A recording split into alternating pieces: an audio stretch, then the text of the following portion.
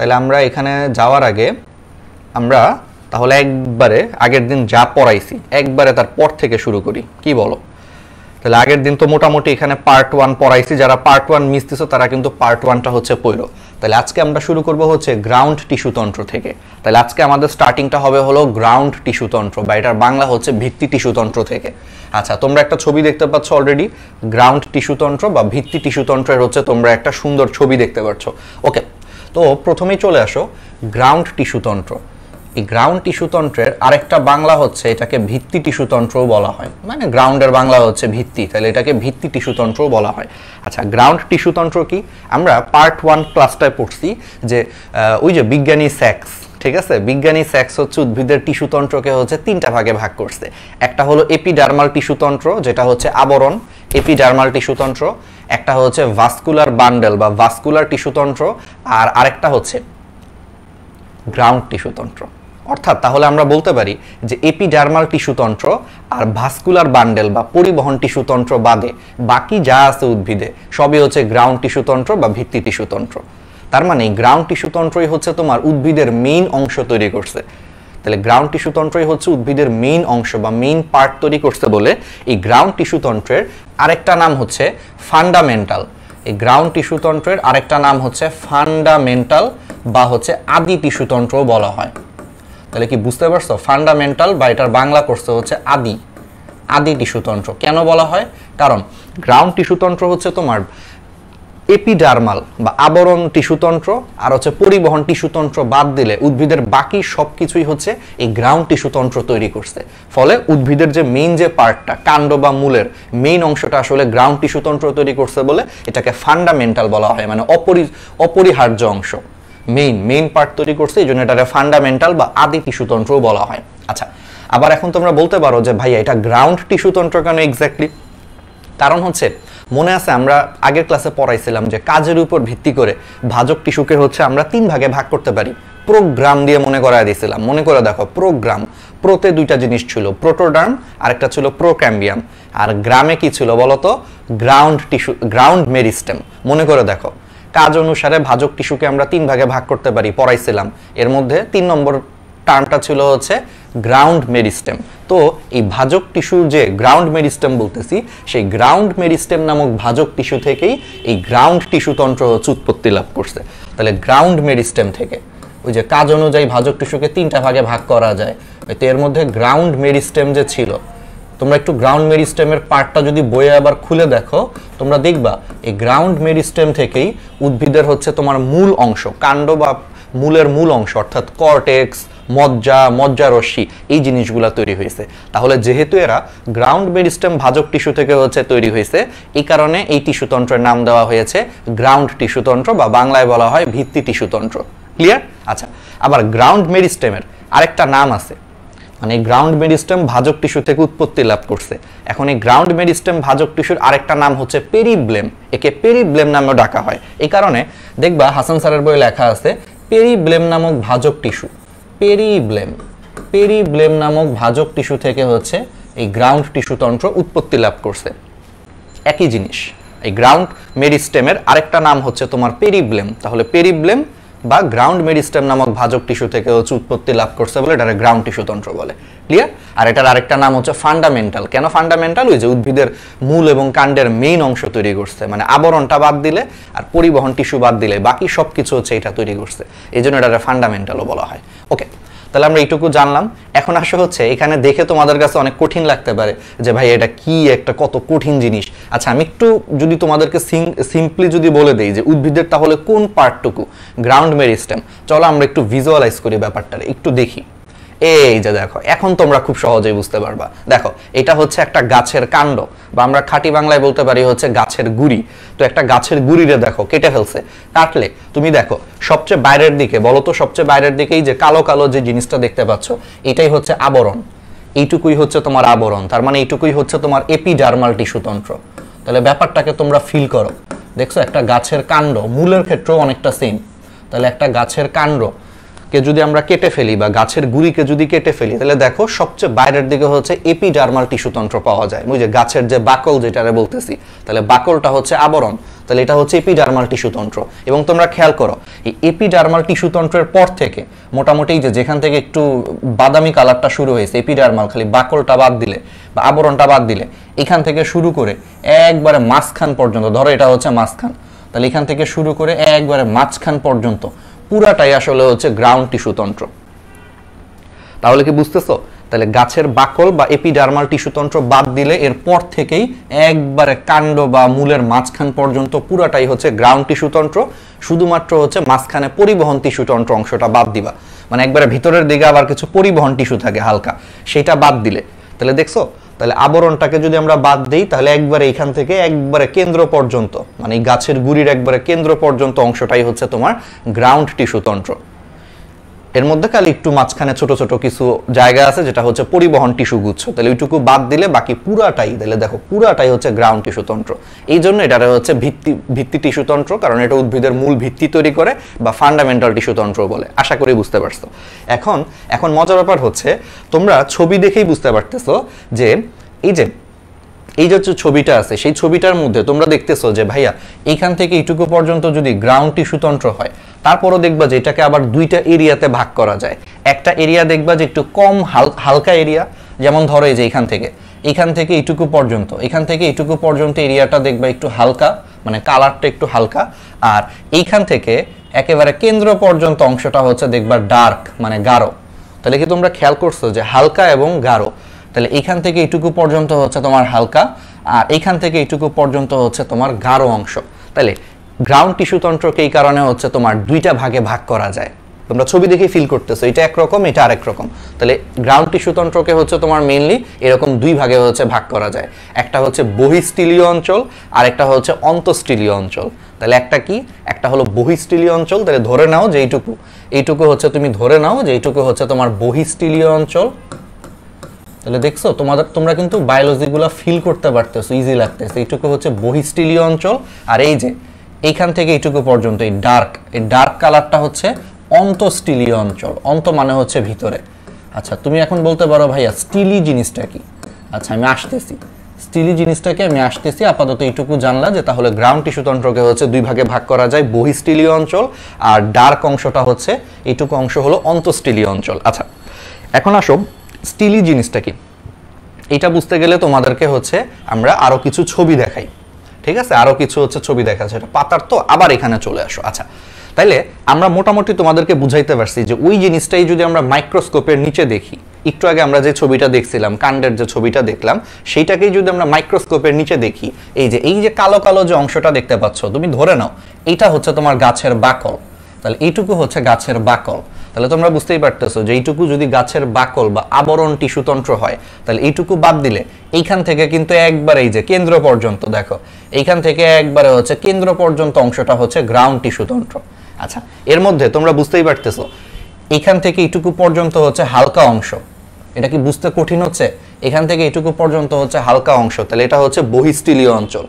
আর এই যে বৃত্তের মতো একটা স্ট্রাকচার দেখতেছো, তাহলে সেই বৃত্ত থেকে একবারে কেন্দ্র পর্যন্ত হচ্ছে গাঢ় অংশ, এটারে বলা হয় অন্তঃস্টিলীয় অঞ্চল। এইটুকু আশা করি আমরা মাইক্রোস্কোপের নিচে ফিল করতে পারতেছি, ইজি লাগতেছে। আচ্ছা, এখন তোমরা এখানে একটা জিনিস হচ্ছে দেখবা, এখানে সবসময় মনে রাখবা উদ্ভিদের মূলের ক্ষেত্রে আমরা কিন্তু এখন আবৃতবীজী উদ্ভিদ পড়াচ্ছি আর কি। ঠিক আছে, তাহলে আবৃতবীজী উদ্ভিদকে কিন্তু আবার দুই ভাগে ভাগ করা যায়, একটা হচ্ছে একবীজপত্রী আর একটা হচ্ছে দ্বিবীজপত্রী। তাহলে আবৃতবীজী উদ্ভিদের যে মূল আছে, তার মানে একবীজপত্রীর মূল প্লাস দ্বিবীজপত্রীর মূল, এবং শুধুমাত্র দ্বিবীজপত্রী উদ্ভিদের কাণ্ডে হচ্ছে আমরা এই গ্রাউন্ড টিস্যুতন্ত্রকে হচ্ছে ওই যেটা বললাম বহিঃস্টিলীয় অঞ্চল আর অন্তঃস্টিলীয় অঞ্চলে ভাগ করতে পারি। তাহলে তোমরা এই কথাটা লিখে রাখো যে মূল বলতে কিন্তু দুইটারই মূল বুঝাচ্ছে, মূলে বা শুধুমাত্র হচ্ছে দ্বিবীজপত্রীর হচ্ছে কাণ্ডে। আমি একটু সংক্ষেপে লিখলাম, মূলে বা হচ্ছে তোমার দ্বিবীজপত্রীর কাণ্ডে। আচ্ছা, একটু পুরাটাই লিখি, দ্বিবীজপত্রীর কাণ্ডে হচ্ছে তোমার ওই যেটা বললাম যে গ্রাউন্ড টিস্যুতন্ত্রকে হচ্ছে দুই ভাগে ভাগ করা যায়, বহিঃস্টিলীয় অঞ্চল, এইটুকু হচ্ছে অন্তঃস্টিলীয় অঞ্চল। তাহলে এটা কোথায় ভাগ করা যায় এটা কিন্তু একটু ইম্পর্টেন্ট, মনে রাখতে হবে, মূলে বা দ্বিবীজপত্রীর কাণ্ডে। তার মানে মূল বলতে বোঝাচ্ছি দুইটারই মূল, অর্থাৎ একবীজপত্রী উদ্ভিদের মূল এবং দ্বিবীজপত্রী উদ্ভিদের মূল। আর শুধুমাত্র হচ্ছে দ্বিবীজপত্রী উদ্ভিদের কাণ্ডে হচ্ছে আমরা এরকম দুইটা ভাগে ভাগ করতে পারি। তার মানে তোমরা অলরেডি বুঝতে পারছো যে একবীজপত্রী। তোমরা বলতে পারো যে তাহলে ভাইয়া একবীজপত্রী উদ্ভিদের কাণ্ডে কি রকম? একবীজপত্রী উদ্ভিদের কাণ্ডে ব্যাপারটি একটু অন্যরকম হবে, ওইটা আপাতত জানার দরকার নাই, আমরা পরে বলবো। আগে এইটুকু তাহলে বুঝলা যে উদ্ভিদের মূলের ক্ষেত্রে মানে একবীজপত্রী বা দ্বিবীজপত্রীর মূলের ক্ষেত্রে এবং দ্বিবীজপত্রী উদ্ভিদের কাণ্ডের ক্ষেত্রে এই যে বহিঃস্থলীয় অঞ্চল, অন্তঃস্থলীয় অঞ্চল, এইটুকু আমরা ক্লিয়ার হইলাম। আচ্ছা, এখন আসা হচ্ছে বহিঃস্থলীয়, অন্তঃস্থলীয় তো বললাম, তাহলে স্টিলি জিনিসটা কি? স্টিল তোমাদের মনে একটা প্রশ্ন ঘুরতেছে, ভাইয়া স্টিলি জিনিসটা কি? আচ্ছা, স্টিলি জিনিসটা হচ্ছে এই যে তোমরা এখানে যে একটা বৃত্ত দেখতে পাচ্ছ না, ধরো একটা বৃত্তের মতো, এই বৃত্তের সবচেয়ে বাইরেরটা তোমরা একটু দেখো যে হালকা গোলাপি কালার, বৃত্তের সবচেয়ে বাইরেরটা ধরো এই যে এই পার্টটা হচ্ছে তোমার হালকা গোলাপি কালার, এটারে তোমার বলা হয় অন্তত্বক, এটাকে তোমার বলা হয় অন্তত্বক বা এন্ডোডার্মিস আমরা বলতেছি। তার ঠিক ভিতরে দেখো আরেকটু একটু গাঢ় কালারের হচ্ছে একটা বৃত্তের শেপ আছে, দেখো এই যে এটা গাঢ় কালার, দেখো তার ঠিক ভিতরে হচ্ছে গাঢ় কালারের হচ্ছে একটা বৃত্তের শেপ আছে, মানে বাইরেরটা না, দেখো এখানে বৃত্তের মতো দুইটা স্ট্রাকচার আছে, একটা হচ্ছে বাইরে আর একটা হচ্ছে ভিতরে। তাহলে ভিতরের যে গাঢ় কালারের যে একটা একসারি কোষ দেখতে পাচ্ছ, ভিতরের যে গাঢ় কালারের যে একসারি কোষ দেখতে পাচ্ছ, সেই কোষটাকে তোমার বলা হয় হচ্ছে পরিচক্র বা পেরিসাইকেল। তাহলে এই যে ভিতরের যে গাঢ় কালারের বৃত্তের মতো যে বর্ডারটা দেখতে পাচ্ছ একসারি কোষ, এই কোষটাকে তোমার বলা হয় পরিচক্র বা পেরিসাইকেল বলা হয় বাংলায়। তাহলে সরি, ইংলিশে বলা হয় পেরিসাইকেল, বাংলায় বলা হয় পরিচক্র। তাইলে এই পরিচক্র থেকে একেবারে কেন্দ্র পর্যন্ত অংশ মানে ভাস্কুলার বান্ডেল সহ, তাহলে পরিচক্র থেকে শুরু করে একবারে উদ্ভিদের ভিতরের কেন্দ্র পর্যন্ত ভাস্কুলার বান্ডেল সহ যে স্ট্রাকচারটা আছে সেই স্ট্রাকচারটাকে তোমার বলা হয় স্টিলি। তাহলে আবার বলি, তাহলে এখানে হচ্ছে একটা কোষের সারি আছে, এই বৃত্তটার ভিতরের শেডটা লক্ষ্য করো, ভিতরের বর্ডারের যে এক সারি কোষ আছে সেই এক সারি কোষকে বলা হয় পরিচক্র। তাহলে সেই পরিচক্র থেকে শুরু করে ভিতরের একবারে কেন্দ্র পর্যন্ত ভাস্কুলার বান্ডেল সহ জায়গাটাকে তোমার বলা হয় পেরিসাইকেল বা বাংলায় বলা হয় পরিচক্র। ঠিক আছে, তাহলে এইটুকু জিনিস হচ্ছে আমরা বুঝতে পারলাম। ঠিক আছে, তাহলে এটা নিয়ে কিন্তু আমাদের মধ্যে আর কোনো ধরনের কনফিউশন নাই। ক্লিয়ার? ওকে, তাহলে পরিচক্র থেকে যদি ভিতরের কেন্দ্র পর্যন্ত অংশটা যদি তোমার ভাস্কুলার বান্ডেল সহ স্টিলি হয়, এইটুকু অংশটা যদি তোমার স্টিলি হয়, তাহলে এইটুকু অংশের বাইরে যা থাকবে তাহলে পুরাটা বুঝতেই পারতেছো বহিঃস্থলীয় অঞ্চল, কারণ এই পুরাটা হচ্ছে স্টিলির বাইরে। আর এইটুকু অংশের হচ্ছে যে তোমার ভিতরে যা থাকবে সেটা হচ্ছে অন্তঃস্থলীয় অঞ্চল। তাহলে কি স্টিলি জিনিসটা বুঝছো? যে পরিচক্র থেকে শুরু করে উদ্ভিদের একেবারে কেন্দ্র পর্যন্ত মানে কাণ্ড বা মূলের হচ্ছে কেন্দ্র পর্যন্ত ভাস্কুলার বান্ডেল সহ স্ট্রাকচারটার নাম হচ্ছে স্টিলি। তাহলে এইটুকু যদি তোমার স্টিলি হয় তাহলে স্টিলির বাইরে অর্থাৎ পরিচক্রের বাইরে মানে এই বৃত্তটার ভিতরের যে বর্ডারটা সেই বর্ডারের বাইরে যাই থাকবে, তাহলে এই পুরাটা হচ্ছে তোমার বহিঃস্থলীয় অঞ্চল আর স্টিলির ভিতরেরটা হচ্ছে অন্তঃস্থলীয় অঞ্চল। তাহলে এই গ্রাউন্ড টিস্যু তন্ত্রকে এই দুই ভাগে ভাগ করা যায়। তাহলে একবারে হচ্ছে এপিডার্মিস বা ত্বকের একবারে নিচ থেকে পরিচক্রের ঠিক উপর পর্যন্ত, তাহলে তোমরা খেয়াল করো, তাহলে এপিডার্মিস বা ত্বকের ঠিক নিচ থেকে একেবারে হচ্ছে পরিচক্রের উপর পর্যন্ত অংশটা হচ্ছে তোমার বহিঃস্থলীয়, আর পরিচক্র থেকে শুরু করে হচ্ছে একেবারে কেন্দ্র পর্যন্ত অংশটা হচ্ছে অন্তঃস্থলীয়। তাহলে এইটুকু আমরা বুঝছি। আচ্ছা, এখন আসা হচ্ছে তোমাদেরকে একটা ক্লাসিফিকেশন পড়াই, আমি একটু পড়াই, তাহলে তোমাদের জন্য জিনিসটা বুঝতে সুবিধা হবে। আমি একটু সহজ করে আঁকি তোমাদের। আসো আমরা একটা ছবি আঁকি, এটা একটু এখন আমি নিজে ছবি আঁকি, তাহলে তোমরা ব্যাপারটাকে আরেকটু ফিল করতে পারবা, আরেকটু বুঝতে পারবা। আমি জাস্ট নর্মাল কিছু একটা ছবি আঁকি, আমি কিন্তু এখনো তোমাদের ছবি আঁকা শিখাচ্ছি না, আসল ছবি আঁকা কিন্তু একটু পরে শিখাবো, খালি একটু একটা জিনিস বোঝানোর জন্য। জাস্ট আমি দ্রুত ছবি আঁকি, হ্যাঁ জাস্ট দ্রুত ছবি আঁকি। ধরো এই যে এরকম জাস্ট একটা সিম্পল জিনিস বোঝানোর জন্য তোমাদের। ধরো এখান থেকে হচ্ছে কিছু বের হয়েছে, ঠিক আছে? তোমরা এই ছবিতে ভুল ধরো না, কারণ এটা আমি আসলে জাস্ট আঁকার জন্য আঁকতেছি, এখানে কিছু ভুল থাকতেই পারে, এটা তোমাদের শিখাচ্ছি না, একটু পরে শিখাবো। আচ্ছা, ধরো একটু কালার ইউজ করি, লাল নীল কালার ইউজ করি, না তো তোমরা বুঝবা না আসলে এই ছবিটা। ধরো বেগুনি কালার, আচ্ছা ডার্ক কালার নিলে হবে না, লাইট কালার নেই,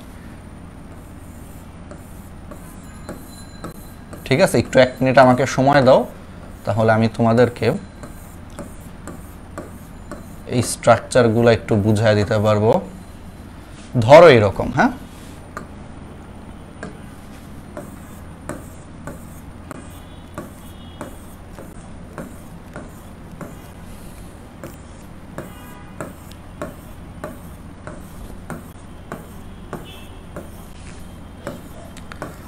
ওকে, ধরো আমি জাস্ট শর্টকাট রাখতেছি, হ্যাঁ, ধরে নাও, ধরে নাও এরপরে হচ্ছে বৃত্তের মতো স্ট্রাকচার আসবে।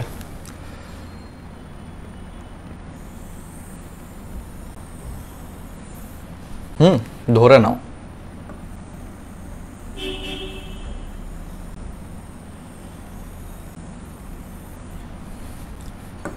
ধরো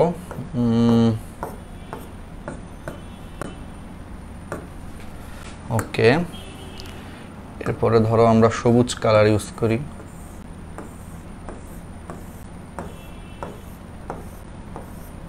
মানে তোমাদেরকে আমি একে একে এখন ফিল করাচ্ছি, ঠিক আছে? এতক্ষণ তো নর্মাল অ্যানিমেশন ছবি দিলাম, কিন্তু এই জিনিসটা একটু একে একে ফিল করাইলে আমার মনে হয় আর একটু ভালো হয়, তোমরা একটু কনফিউজ থাকতে পারো।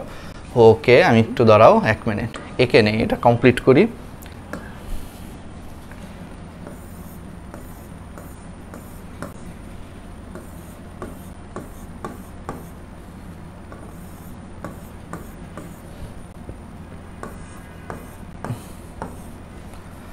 আচ্ছা, ওকে, ইউজ করা যায়, নীল কালার ইউজ করা যায়।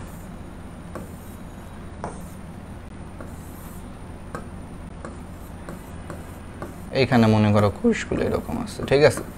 আচ্ছা, আমি জাস্ট একটু দ্রুত আঁকি, আর মাঝখানে ধরো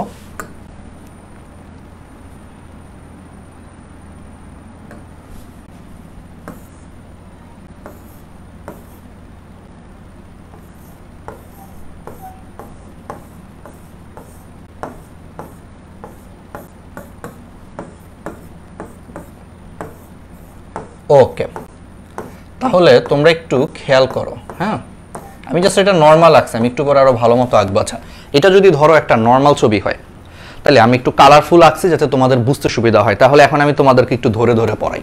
তাহলে প্রথমে চলে আসো, এই পুরাটা হচ্ছে আমি উদ্ভিদের কি আঁকছি, এই উদ্ভিদের টিস্যুতন্ত্র আঁকছি। এর মধ্যে আমি তোমাদেরকে এখন বলি, এই যে সবচেয়ে বাইরের যে জিনিসটা আছে, সবচেয়ে বাইরে মনে করো যে জিনিসটা আছে, এটাকে তোমার বলা হয় এপিডার্মিস। এটা হচ্ছে তোমার এপিডার্মিস,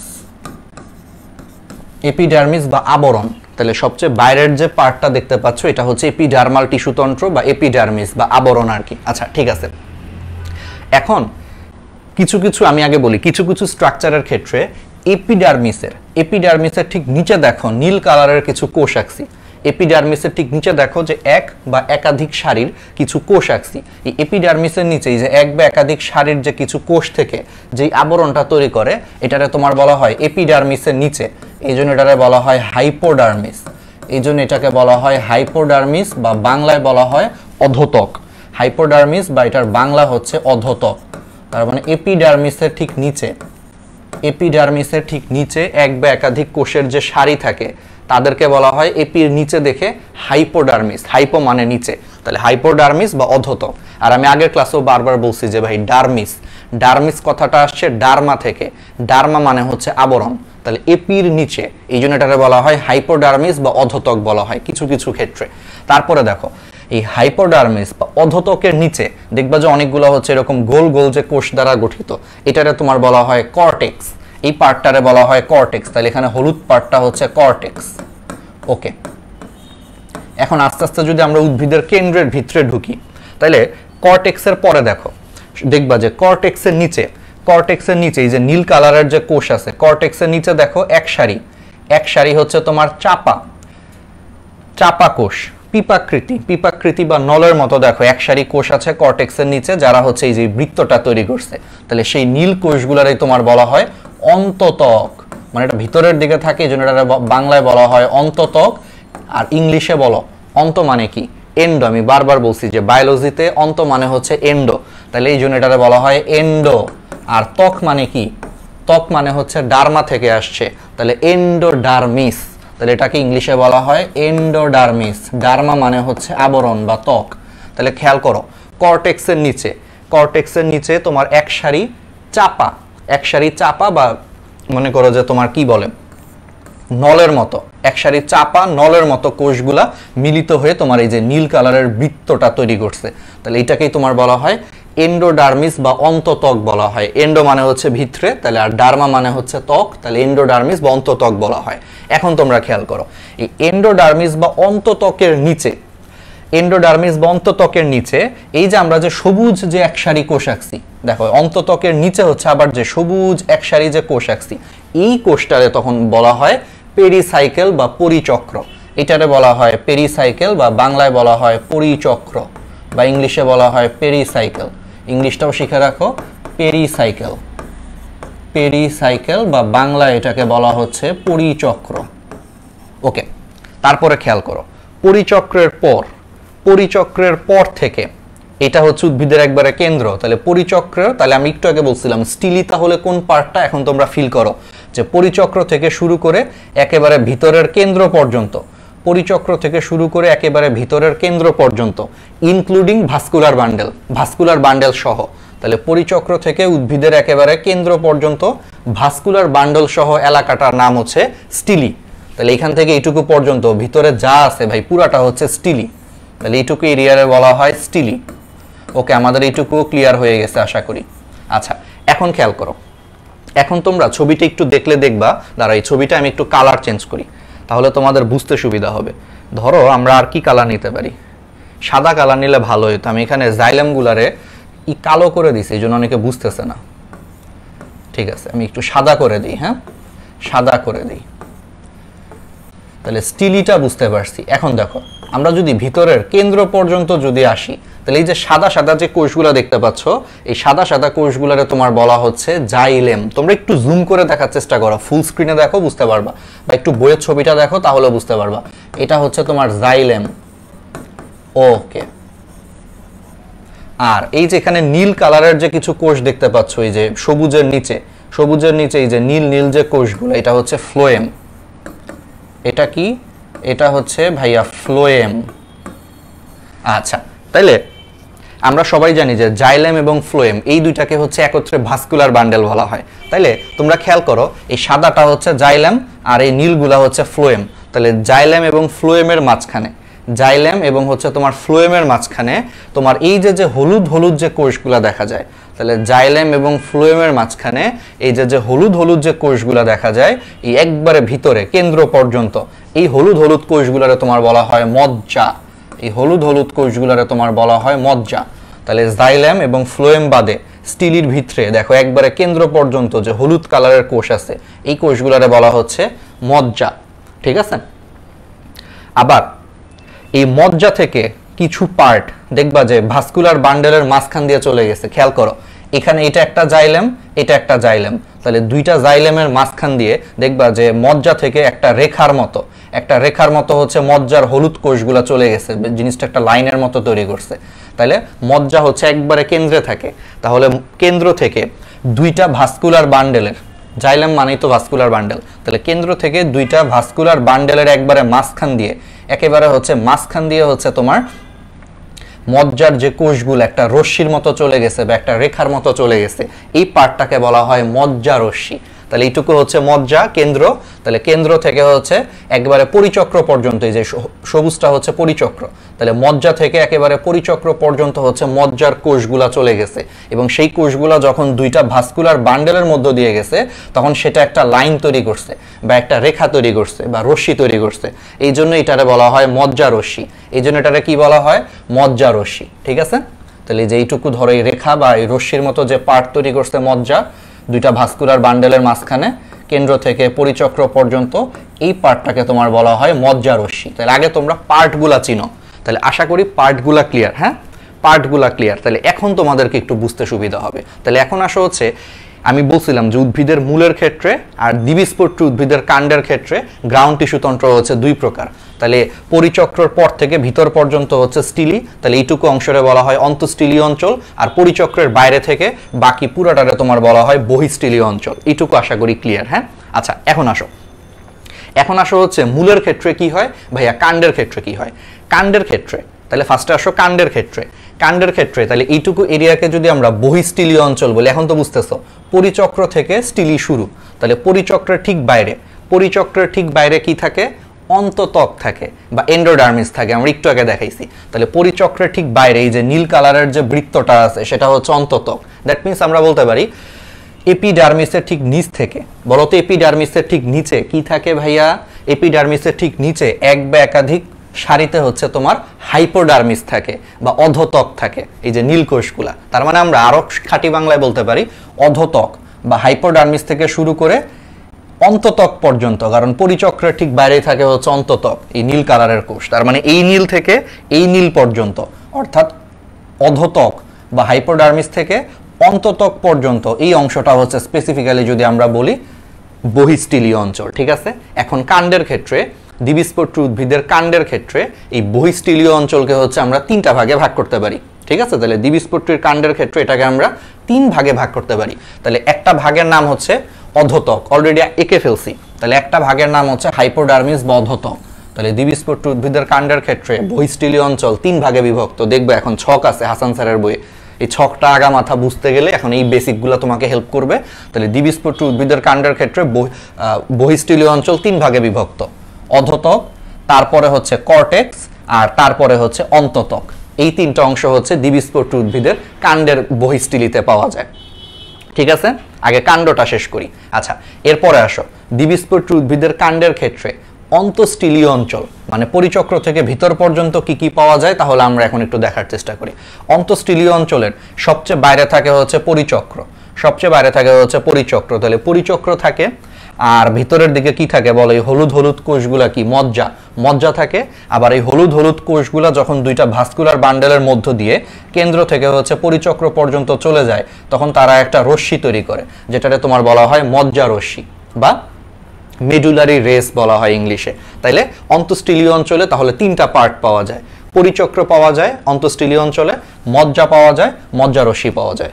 এখন তোমরা বলতে পারো যে ভাইয়া অন্তঃস্থলীয় অঞ্চলে তো ভাস্কুলার বান্ডেলও পাওয়া যায়। না, ভাস্কুলার বান্ডেল কি গ্রাউন্ড টিস্যুতন্ত্রের পার্ট বলো তো? ভাস্কুলার বান্ডেল সহ এই পুরো স্ট্রাকচারটার নাম হচ্ছে স্টিলি। ওকে, কোনো সমস্যা নাই, ভাস্কুলার বান্ডেল সহ পুরাটার নাম হচ্ছে স্টিলি। কিন্তু আমরা তো গ্রাউন্ড টিস্যুতন্ত্রের পার্ট পড়াইতেছি, তো ভাস্কুলার বান্ডেল তো বাদ, মনে আছে? এপিডার্মিস আর ভাস্কুলার বান্ডেল বাদে যা আছে সেটাই হচ্ছে গ্রাউন্ড টিস্যুতন্ত্র। এই কারণে অন্তঃস্থলীয় অঞ্চলের ক্ষেত্রে তাহলে তুমি তিনটা জিনিস পাবা ভাইয়া, পরিচক্র পাবা, মজ্জা পাবা, মজ্জা রশ্মি পাবা। তাহলে এই তিনটা মিলে হচ্ছে তোমার কাণ্ডের গ্রাউন্ড টিস্যুতন্ত্র হচ্ছে গঠিত। তার মানে দ্বিবীজপত্রী উদ্ভিদের কাণ্ডে বহিঃস্থলীয় অঞ্চলে তাহলে তিনটা জিনিস পাওয়া যায়, অধোত্বক, কর্টেক্স, অন্তত্বক পাওয়া যায়। আর অন্তঃস্থলীয় অঞ্চলে হচ্ছে তোমার পরিচক্র, মজ্জা রশ্মি পাওয়া যায়। এটা হচ্ছে দ্বিবীজপত্রী উদ্ভিদের কাণ্ডের ক্ষেত্রে।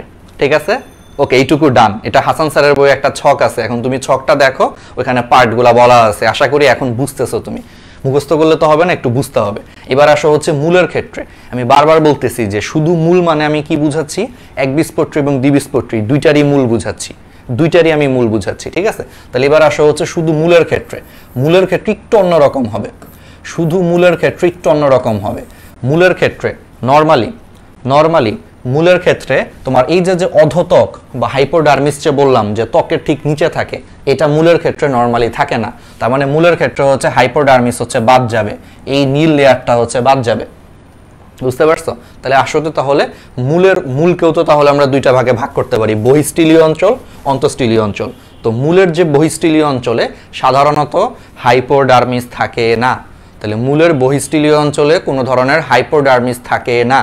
তার মানে মূলের বহিঃস্থলীয় অঞ্চলে হচ্ছে এই নীল লেয়ারটা বাদ যাবে, হাইপোডার্মিস বাদ যাবে। তাহলে হাইপোডার্মিস বাদ গেলে বাকি দুইটা থাকবে, অর্থাৎ তাহলে মূলের বহিঃস্থলীয় অঞ্চলে হচ্ছে কর্টেক্স থাকবে আর হচ্ছে অন্তত্বক থাকবে, এন্ডোডার্মিস বা অন্তত্বক থাকবে আর হচ্ছে কর্টেক্স থাকবে, এই দুইটা জিনিস থাকবে।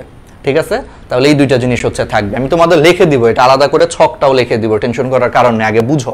তাহলে মূলের বহিঃস্থলীয় অঞ্চলে তোমার শুধুমাত্র হচ্ছে কর্টেক্স এবং অন্তত্বক থাকবে, হাইপোডার্মিস থাকবে না কিন্তু মূলের ক্ষেত্রে। ওকে, এবার আসো হচ্ছে অন্তঃস্থলীয় অঞ্চলে কি থাকবে? মূলের অন্তঃস্থলীয় অঞ্চলে মোটামুটি ওই কাণ্ডের মতোই তিনটা জিনিসই থাকবে ভাই, পরিচক্র থাকবে, মজ্জা থাকবে, ওই মজ্জা রশ্মি বলা হয়। তোমাদের হাসান স্যারের বইয়ে দেখবো অন্য একটা নাম লেখা, সংযোজক টিস্যু লেখা। ওই সংযোজক টিস্যু আসলে মজ্জা রশ্মির আরেকটা নাম। সো এটা কঠিন করার দরকার নাই, তুমি চিন্তা করো যে মূলের অন্তঃস্থলীয় অঞ্চল আর কাণ্ডের অন্তঃস্থলীয় অঞ্চলটা সেম, মানে দ্বিবীজপত্রীর কাণ্ডের যে অন্তঃস্থলীয় অঞ্চল আর মূলের অন্তঃস্থলীয় অঞ্চল সেম। তার মানে এখানেও পরিচক্র থাকবে, তারপরে হচ্ছে মজ্জা থাকবে, মজ্জা রশ্মি থাকবে, শেষ। আচ্ছা, এখন তোমরা বলতে পারো যে ভাইয়া তাহলে একবীজপত্রী উদ্ভিদের কাণ্ডেরটা একটু বলেন। একবীজপত্রী উদ্ভিদের কাণ্ড হচ্ছে এক্সেপশনাল, ওইটা আমরা আলাদা করে পড়তে হবে, ওইটা এটার সাথে মিলবে না আসলে, ঠিক আছে? তাহলে এটা শুধুমাত্র কাদের জন্য স্ট্রাকচারটা, দ্বিবীজপত্রীর কাণ্ড আর এদের মূলের ক্ষেত্রে, অর্থাৎ একবীজপত্রী এবং দ্বিবীজপত্রীর মূল আর শুধু দ্বিবীজপত্রীর কাণ্ডের ক্ষেত্রে হচ্ছে এটা প্রযোজ্য। একবীজপত্রীর কাণ্ড হচ্ছে পুরো স্ট্রাকচারটাই আলাদা, ওইখানে স্টিলিমিলি এগুলা বোঝা যায় না ঠিক মতো, ঠিক আছে? ওকে, তাহলে এইটুকু আমরা বুঝছি, হ্যাঁ? ওকে, তাহলে এটা বুঝলাম। এখন আসা হচ্ছে পাতার ক্ষেত্রে কি হবে। পাতার ক্ষেত্রেও জিনিসটা একটু অন্যরকম। পাতারও তো গ্রাউন্ড টিস্যু আছে, বলো তো, আমি আগের ক্লাসে পড়াইছি পাতার গ্রাউন্ড টিস্যুকে হচ্ছে আমরা কি বলি? পাতার গ্রাউন্ড টিস্যুকে আমরা কি বলি একটু কমেন্টে জানাও দেখি তোমরা কয়জন পারো।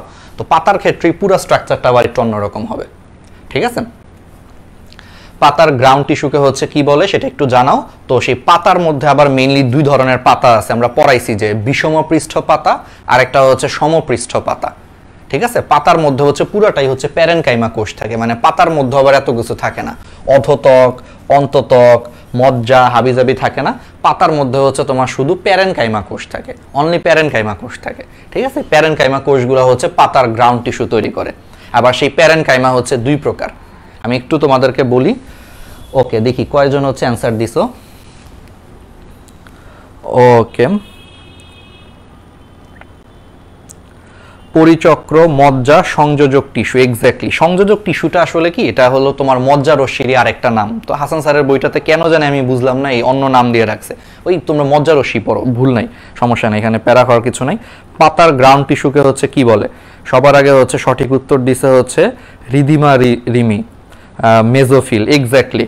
পাতার গ্রাউন্ড টিস্যুকে হচ্ছে মেজোফিল বলে। আচ্ছা, না, এর আগেও মানুষজন অ্যান্সার দিচ্ছে, সরি। আচ্ছা, সমস্যা নাই, আয়েশা সুবর্ণ, মেজোফিল। ওকে, চমৎকার, তোমরা সবাই খুব ভালো পারতেছো। তাহলে পাতার গ্রাউন্ড টিস্যুকে হচ্ছে মেজোফিল বলে, এটা আমি আগের ক্লাসেও বলছি, ঠিক আছে? তাহলে এই জিনিসটা আশা করি তোমরা বুঝতে পারতেছো যে তাহলে পাতার গ্রাউন্ড টিস্যু মেজোফিল বলে। ওকে, তাহলে পাতারটা একটু অন্যরকম, পাতারটা আপাতত মাথার থেকে বাদ দাও, ওইটা একটু অন্য ছবি দেখে পড়াইতে হবে। তাহলে তোমরা বলো, মূলের ক্ষেত্রে এবং দ্বিবীজপত্রী উদ্ভিদের কাণ্ডের ক্ষেত্রে গ্রাউন্ড টিস্যু তন্ত্র জিনিসটা কি ক্লিয়ার? কোনটা কি?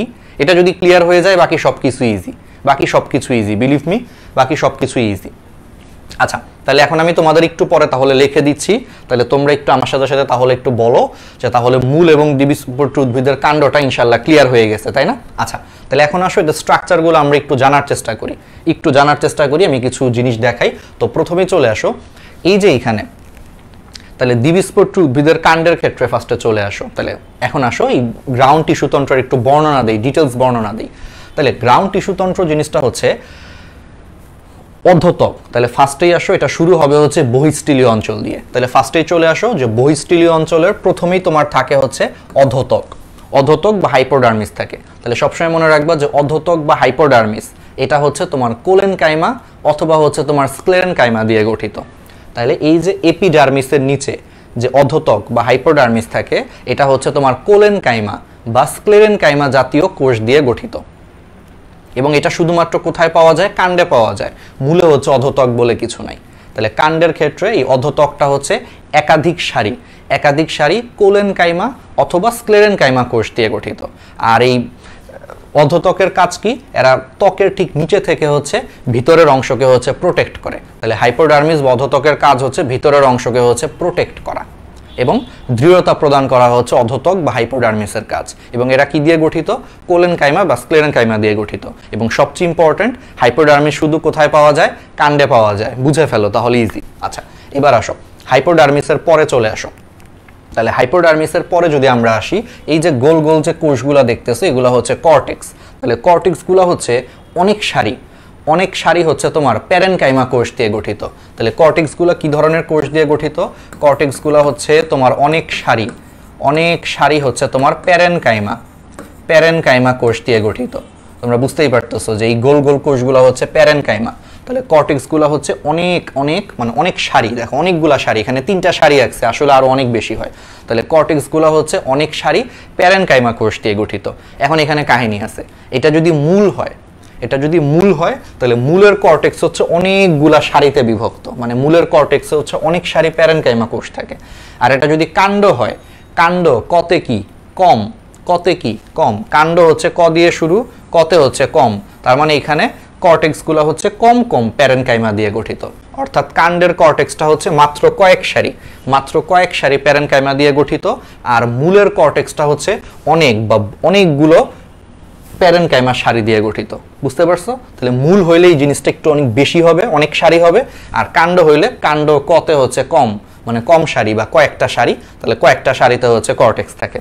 ওকে, এবং এগুলো হচ্ছে প্যারেনকাইমা দিয়ে গঠিত। এগুলোর মেইন কাজ কি? কর্টেক্সের মেইন কাজ হচ্ছে খাদ্য সঞ্চয় করা। কর্টেক্সের মেইন কাজ হলো খাদ্য সঞ্চয় করা। ঠিক আছে? আচ্ছা, এবার চলে আসো অন্তত্বক। অন্তত্বক বা হচ্ছে তোমার এন্ডোডার্মিস, আমি ইম্পর্টেন্ট জিনিসগুলো পড়াচ্ছি। তাহলে অন্তত্বক বা এন্ডোডার্মিস, তাহলে দেখো কর্টেক্সের ঠিক নিচে এক সারি কোষ দিয়ে, এক সারি চাপা নলের মতো কিছু কোষ আছে। এই কোষগুলো দেখো, এই কোষগুলো একটু খেয়াল করো যে চাপা, কিন্তু দেখো চাপা, চ্যাপ্টা এবং নলের মতো, কিন্তু এই যে নলের মতো কোষ, এক একটা কিন্তু নলের মতো। তাহলে কর্টেক্সের ঠিক নিচে এক সারি চাপা নলাকার যে কোষ দিয়ে হচ্ছে তোমার যে বৃত্তাকার যে শেপটা তৈরি হয়েছে, এই ক্ষেত্রে সেটাকে তোমার বলা হয় অন্তত্বক বা এন্ডোডার্মিস। এই অন্তত্বক হচ্ছে তোমার উদ্ভিদের মূলে পাওয়া যায়, আর শুধু হচ্ছে দ্বিবীজপত্রী উদ্ভিদের কাণ্ডে পাওয়া যায়। তাহলে একবীজপত্রী এবং দ্বিবীজপত্রীর মূলে আর শুধু দ্বিবীজপত্রী উদ্ভিদের কাণ্ডে হচ্ছে অন্তত্বক বা এন্ডোডার্মিস পাওয়া যায়। এখন একটা জিনিস খুব ইম্পর্টেন্ট, এর মধ্যে মূলের যে অন্তত্বক আছে, এটা খুব ইম্পর্টেন্ট। মূলের যে অন্তত্বক আছে, হ্যাঁ, মূলের মনে করো যে অন্তত্বকটা আছে, তাহলে মূলের অন্তত্বক বা এন্ডোডার্মিসে তোমার সুবেরিন এবং লিগনিন জমা হয়েছে। লিসা দিয়ে মনে রাখবা, লিসা বা লিজা। ঠিক আছে? লিসা দিয়ে তুমি মনে রাখতে পারো। লিসা, লিতে কি? লিতে হচ্ছে লিগনিন, আর সতে হচ্ছে সুবেরিন। সতে কি? সুবেরিন। তাহলে লিগনিন এবং আরেকটা হচ্ছে সুবেরিন। তাহলে মূলের অন্তত্বকে লিগনিন এবং সুবেরিন দ্বারা গঠিত একটা ফিতার মতো স্ট্রাকচার পাওয়া যায় অন্তত্বকের চারপাশে। তাহলে মূলের অন্তত্বকে হচ্ছে লিসা মানে লিগনিন এবং সুবেরিন দ্বারা গঠিত এক ধরনের মোম জাতীয় একটা ফিতা পাওয়া যায়। ধর এই সাদাটা হচ্ছে ফিতা, যেটা হচ্ছে অন্তত্বকের চারপাশে হচ্ছে ফিতার মতো থাকে। মূলের অন্তত্বকের ক্ষেত্রে লিগনিন এবং সুবেরিন দ্বারা গঠিত এক ধরনের ফিতার মতো একটা স্ট্রাকচার পাওয়া যায়, যেটা অন্তত্বককে চারপাশ থেকে ঘিরে রাখে। এই ফিতার মতো স্ট্রাকচারকে বলা হয় স্ট্রিপ। স্ট্রিপ মানে হচ্ছে ফিতা। তাহলে এটা বিজ্ঞানী ক্যাসপেরি নামক একজন ভদ্রলোক প্রথম এটা লক্ষ্য করছে, এই জন্য এটারে বলা হয় ক্যাসপেরিয়ান স্ট্রিপ। খুবই ইম্পর্টেন্ট, মেডিকেলে এটা 20 স্টার প্রশ্ন। ক্যাসপেরিয়ান স্ট্রিপ কোথায় পাওয়া যায়? মূলের অন্তত্বকে পাওয়া যায়। মনে রাখবা, কাণ্ডে কিন্তু ক্যাসপেরিয়ান স্ট্রিপ পাওয়া যায় না। কাণ্ডের অন্তত্বকে কখনোই তুমি ক্যাসপেরিয়ান স্ট্রিপ পাবা না। ক্যাসপেরিয়ান স্ট্রিপ পাবা হচ্ছে মূলের অন্তত্বকে। তাহলে মূলের অন্তত্বকে হচ্ছে লিগনিন এবং সুবেরিন জমা হয়ে একটা ফিতার মতো একটা চারপাশ থেকে ঘিরে রাখে অন্তত্বকে, এটাকে বলা হয় স্ট্রিপ। ফিতার ইংলিশ হচ্ছে স্ট্রিপ। আর এটা বিজ্ঞানী ক্যাসপেরি লক্ষ্য করছে। একটু হিবিজিবি হতে পারে, বাট এগুলো একটু ফিল করার চেষ্টা করো। একটু পরে আমরা আরো ছবি দেখাবো, টেনশন করার কারণ নাই, বাট হাতে না আঁকলে এই জিনিসটা একটু বোঝা টাফ। তাহলে এটাকে বলা হয় ক্যাসপেরিয়ান স্ট্রিপ, কারণ বিজ্ঞানী ক্যাসপেরি প্রথম লক্ষ্য করছে। এটাকে তোমার বলা হয় ক্যাসপেরিয়ান স্ট্রিপ। ক্যাসপেরি, আমি মেইন পার্টটা বলে দিচ্ছি, তারপরে লেখা যেগুলো আছে সেখানে আরো এক্সট্রা ইনফরমেশন বলে দিব। আগে মেইন জিনিসগুলো ক্লিয়ার করো, এগুলো হচ্ছে মেইন বেসিক। তাহলে ক্যাসপেরিয়ান স্ট্রিপ পাওয়া যায়। ওকে, তাহলে এইটুকু আমরা বুঝলাম, এটা শুধুমাত্র মূলের অন্তত্বকে পাওয়া যায়, কাণ্ড হইলে কিন্তু কোনো ক্যাসপেরিয়ান স্ট্রিপ নাই। ঠিক আছে? আচ্ছা, এবার আসো অন্তত্বকের কাজ কি। অন্তত্বকের কাজও হচ্ছে অনেকটা হচ্ছে কর্টেক্সের মতো পানি এবং খাদ্য সঞ্চয় করা। মাঝে মাঝে হচ্ছে অন্তত্বকগুলাই যে অন্তত্বকের পরেই কিন্তু তোমার স্টিলি শুরু হয়, কারণ অন্তত্বকের ঠিক নিচেই কিন্তু তোমার ওই যে পেরিসাইকেল বা পরিচক্র।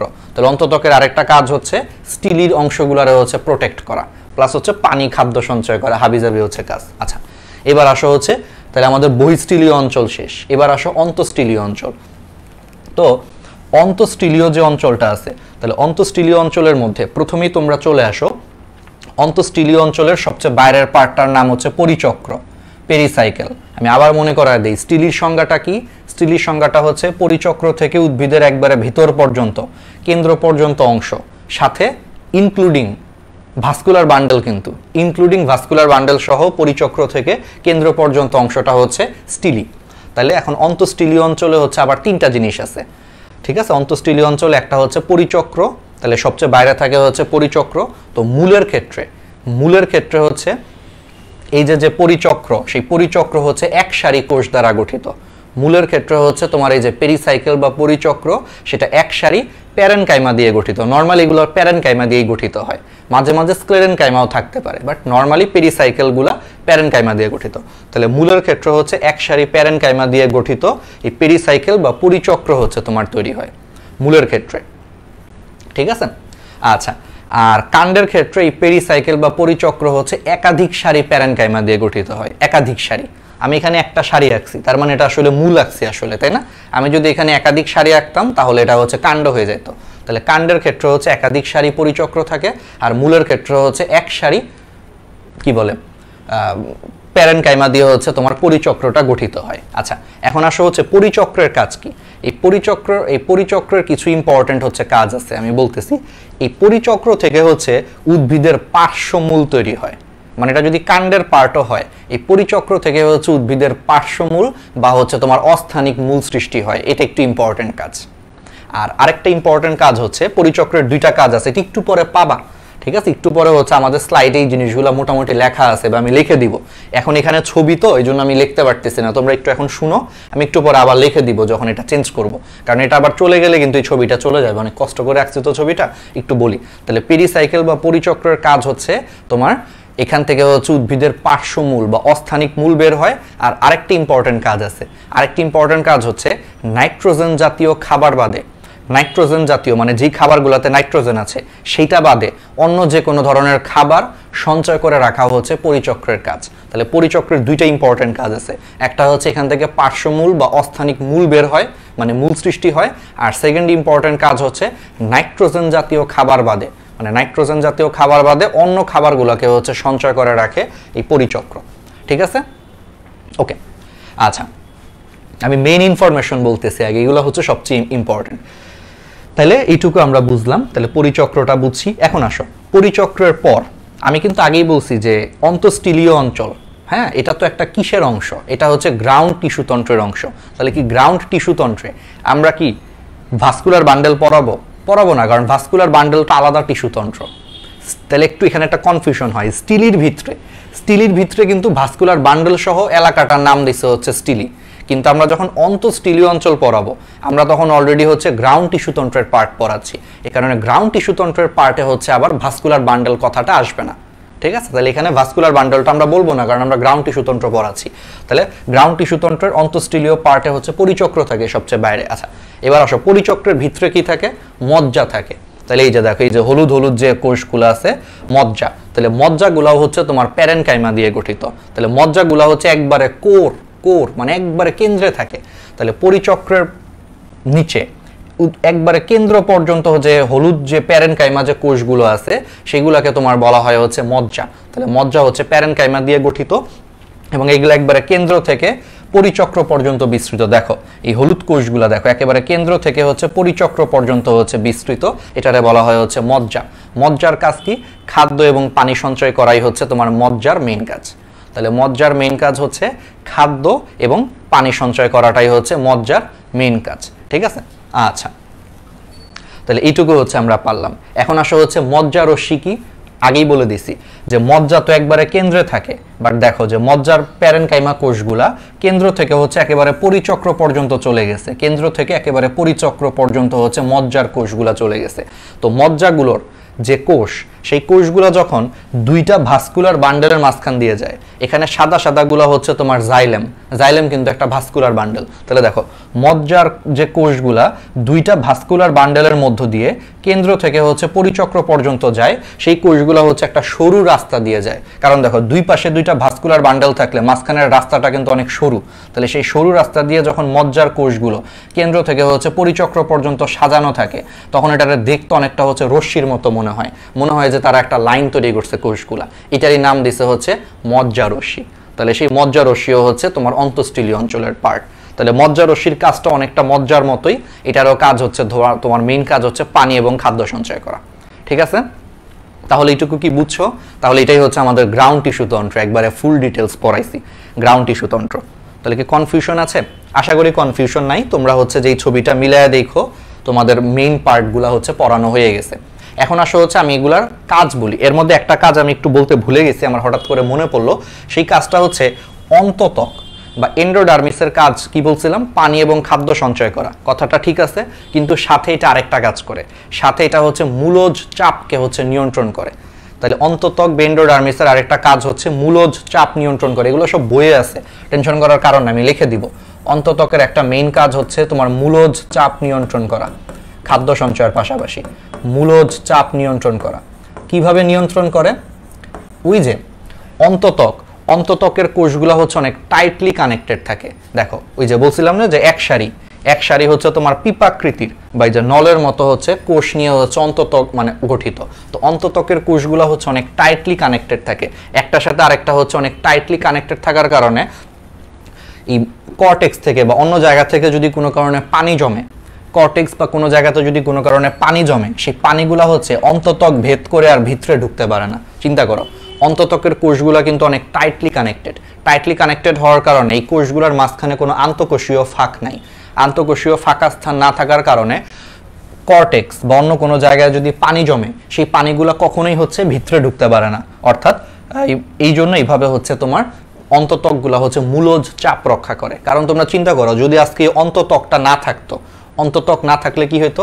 এখান থেকে পানিগুলো আস্তে আস্তে হচ্ছে ভিতরে আসতো, ভিতরে এসে হচ্ছে মজ্জা, তারপর জাইলেম এবং ফ্লোয়েম, এই জিনিসগুলো হচ্ছে পানিতে ভিজায় রাখতো সবসময়। আর পানিতে ভিজায় রাখলে ঠিক মতো হচ্ছে এরা কাজ করতে পারতো না, ফলে মূল থেকে হচ্ছে পানি উত্তোলনে সমস্যা হইতো উদ্ভিদের।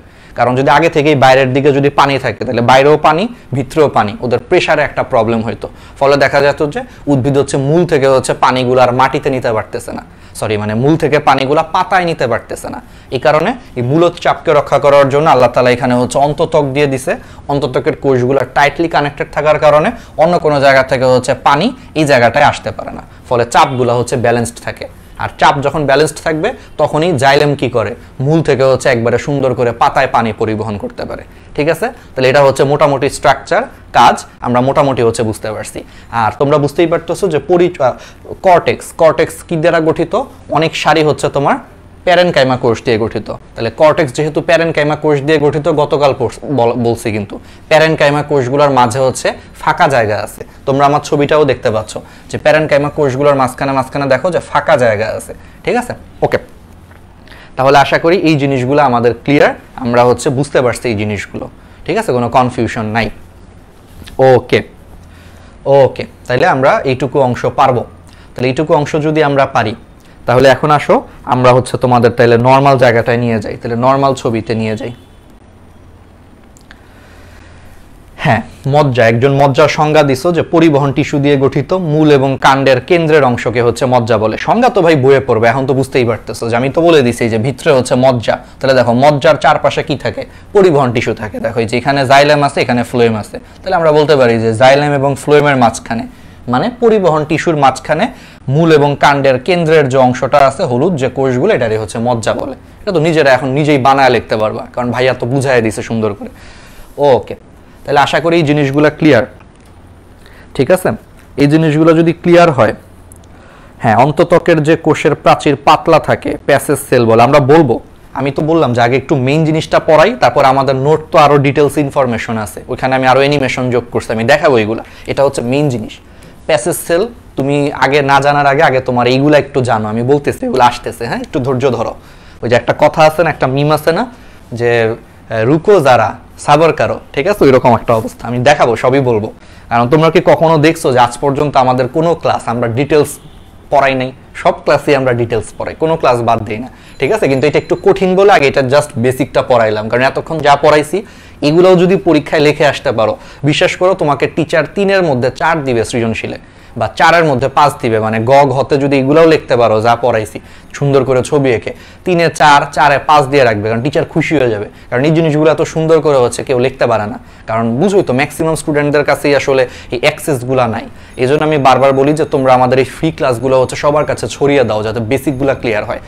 ঠিক আছে, তোমাদের কাছে হয়তো মনে হইতে পারে যে এগুলো তো অনেক সহজ, বিশ্বাস করো বাংলাদেশের এখনো ম্যাক্সিমাম জায়গাটা হচ্ছে ভালো টিচার নাই, তো ওদের কাছে এগুলো প্রচন্ড কঠিন, স্টুডেন্টদের কাছে এগুলো প্রচন্ড কঠিন, না বুঝে মুখস্থ করে, তো ওদের জন্য এটা মোটেও সহজ না।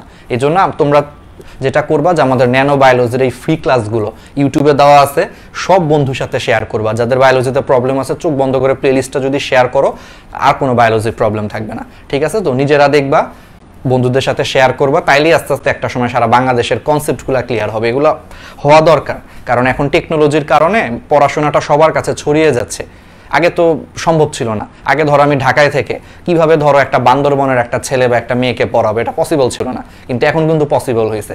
একটা বান্দরবন বা চিটাগাংয়ের ছেলে বা একটা মেয়ে, বা ধরো রাঙামাটির একটা ছেলে মেয়েও কিন্তু এখন ইন্টারনেট দিয়ে কিন্তু আমার ক্লাসগুলো দেখতে পারতেছে।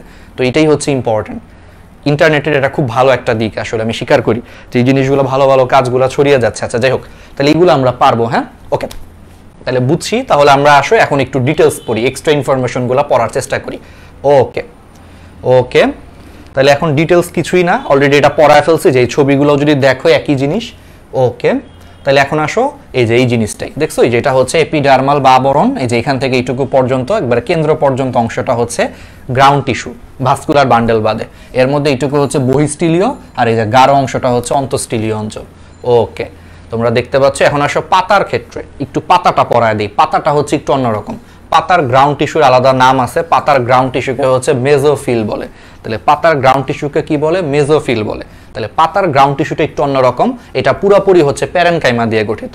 পাতার গ্রাউন্ড টিস্যু হচ্ছে এই যে এইখান থেকে এইটুকু পর্যন্ত, কারণ বুঝতেই পারতেছো উপরের দিকে হচ্ছে এপিডার্মিস থাকে, উপরের দিকে হচ্ছে এপিডার্মিস বা আবরণ থাকে।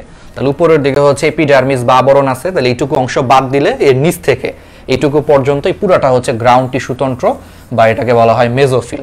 এখন পাতার মেসোফিল এটা শুধুমাত্র প্যারেনকাইমা দিয়ে গঠিত। তাহলে পাতার মেসোফিল হচ্ছে তোমার শুধুমাত্র প্যারেনকাইমা দিয়ে গঠিত। তাহলে পাতার মেসোফিল এটা শুধুমাত্র হচ্ছে প্যারেনকাইমা দিয়ে গঠিত। আবার এখানে দুই ধরনের প্যারেনকাইমা থাকে। এখন আসো, আমি আগের ক্লাসেও বলছি, পাতার মধ্যে হচ্ছে তোমার মেইন দুই ধরনের পাতা আছে। একটা হচ্ছে বিষম পৃষ্ঠ পাতা, আমি লিখে দিই তাহলে তোমাদের বুঝতে সুবিধা হবে। তাহলে পাতার মধ্যে হচ্ছে ভাই দুই ধরনের পাতা আছে, একটা হচ্ছে বিষম পৃষ্ঠ পাতা, আর একটা হচ্ছে সমদ্বি পৃষ্ঠ পাতা। এটা লাস্ট ক্লাসেও বলছি, এর পার্ট 1-এও পড়াইছি, আবার একটু বলি, এটা এখানেও পড়তে হবে। তাহলে দুই ধরনের জিনিস আছে, একটা হচ্ছে বিষম পৃষ্ঠ পাতা আর একটা হচ্ছে সমপৃষ্ঠ পাতা। আচ্ছা, ধরে নাও যে আমার এই হাতটা হচ্ছে বিষম পৃষ্ঠ পাতা, ধরে নাও। তাইলে তোমরা বুঝতেই পারতেছো যে বিষম পৃষ্ঠ পাতা বলতে বোঝানো হচ্ছে যে দুইটা পৃষ্ঠ সমান না, অসমান। এই জন্য এটা বাংলায় বলা হয় বিষম। বিষম মানে হচ্ছে অসমান। তাহলে দুইটা পৃষ্ঠ সমান না। তাহলে দেখো আমাদের হাতটা খেয়াল করো, উপরের পিঠ আর নিচের পিঠ কি সেম? না, এটা হচ্ছে তালু, এটা একরকম, আর এই যে এই পাশটা হচ্ছে আরেক রকম। তো বিষম পৃষ্ঠ পাতাটা এরকমই হয়, উপরের পিঠ এবং নিচের পিঠ হচ্ছে তোমার সমান না দেখে বিষম পৃষ্ঠ পাতা বলে, যেটা দ্বিবীজপত্রী উদ্ভিদে পাওয়া যায়। তাহলে পাশে লিখে রাখো, এই বিষম পৃষ্ঠ পাতা হচ্ছে দ্বিবীজপত্রী উদ্ভিদে পাওয়া যায়। আচ্ছা, তাহলে বিষম পৃষ্ঠ পাতার ক্ষেত্রে পাতার যে ঊর্ধ্বত্বক আছে, সেই ঊর্ধ্বত্বকের নিচে এই যে গ্রাউন্ড টিস্যু তন্ত্র বা মেসোফিল আছে, এই বিষম পৃষ্ঠ পাতার ক্ষেত্রে হচ্ছে তোমার দুই ধরনের, মানে মেসোফিলে হচ্ছে দুই ধরনের প্যারেনকাইমা থাকে। এর মধ্যে খেয়াল করো, উপরের দিকের প্যারেনকাইমাগুলো হচ্ছে লম্বা, নলাকার এবং ঘনভাবে সন্নিবেষ্টিত, মানে টাইটলি কানেক্টেড। তাহলে উপরের দিকের প্যারেনকাইমাগুলো বিষম পৃষ্ঠ পাতার ক্ষেত্রে উপরের দিকের প্যারেনকাইমাগুলো তোমার হচ্ছে দেখো এই যে লম্বা, নলাকার এবং পরস্পরের সাথে টাইটলি কানেক্টেড। এগুলোকে নাম দেওয়া হয়েছে প্যালিসেড প্যারেনকাইমা। এগুলোকে নাম দেওয়া হয়েছে প্যালিসেড প্যারেনকাইমা, লেখাই আছে প্যালিসেডের বাংলা হচ্ছে লম্বা, নলের মতো, এই জন্য এগুলোর নাম দিয়েছে হচ্ছে প্যালিসেড প্যারেনকাইমা। আর নিচের দিকে খেয়াল করো যে প্যারেনকাইমা কোষগুলো হচ্ছে স্পঞ্জের মতো, এটা আগের ক্লাসেও বলছি, স্টিল স্পঞ্জের মতো নিচের দিকের প্যারেনকাইমাগুলো স্পঞ্জের মতো ফাঁকা, মাঝখানে দেখো ফাঁকা আছে, এগুলারে তোমার বলা হয় স্পঞ্জি প্যারেনকাইমা। এটা হচ্ছে বিষম পৃষ্ঠ পাতার ক্ষেত্রে। আর সাথে বুঝতেই পারছো যে পাতার মধ্যে কি থাকবে ভাই, প্রচুর পরিমাণে ক্লোরোপ্লাস্ট থাকবে। পাতার কাজই তো হচ্ছে সালোক সংশ্লেষণ করা, সবচেয়ে ইম্পর্টেন্ট কাজ। সবুজ পার্ট, তাহলে এখানে প্রচুর পরিমাণের সাথে ক্লোরোপ্লাস্টও থাকে। তাহলে এটা হচ্ছে বিষম পৃষ্ঠ পাতা স্ট্রাকচার, ঠিক আছে, যে প্যালিসেড প্যারেনকাইমা আর স্পঞ্জি প্যারেনকাইমা থাকে। আর এটা যদি সমদ্বি পৃষ্ঠ পাতা হইতো, সমদ্বি পৃষ্ঠ মানে কি, দুইটা পৃষ্ঠ হচ্ছে এবার সমান, মানে দুইটা পৃষ্ঠই সমান, উপরের পিঠ এবং নিচের পিঠ হচ্ছে এবার সমান বা দেখতে সেম, এটাতে তোমার বলা হয় সমদ্বি পৃষ্ঠ পাতা।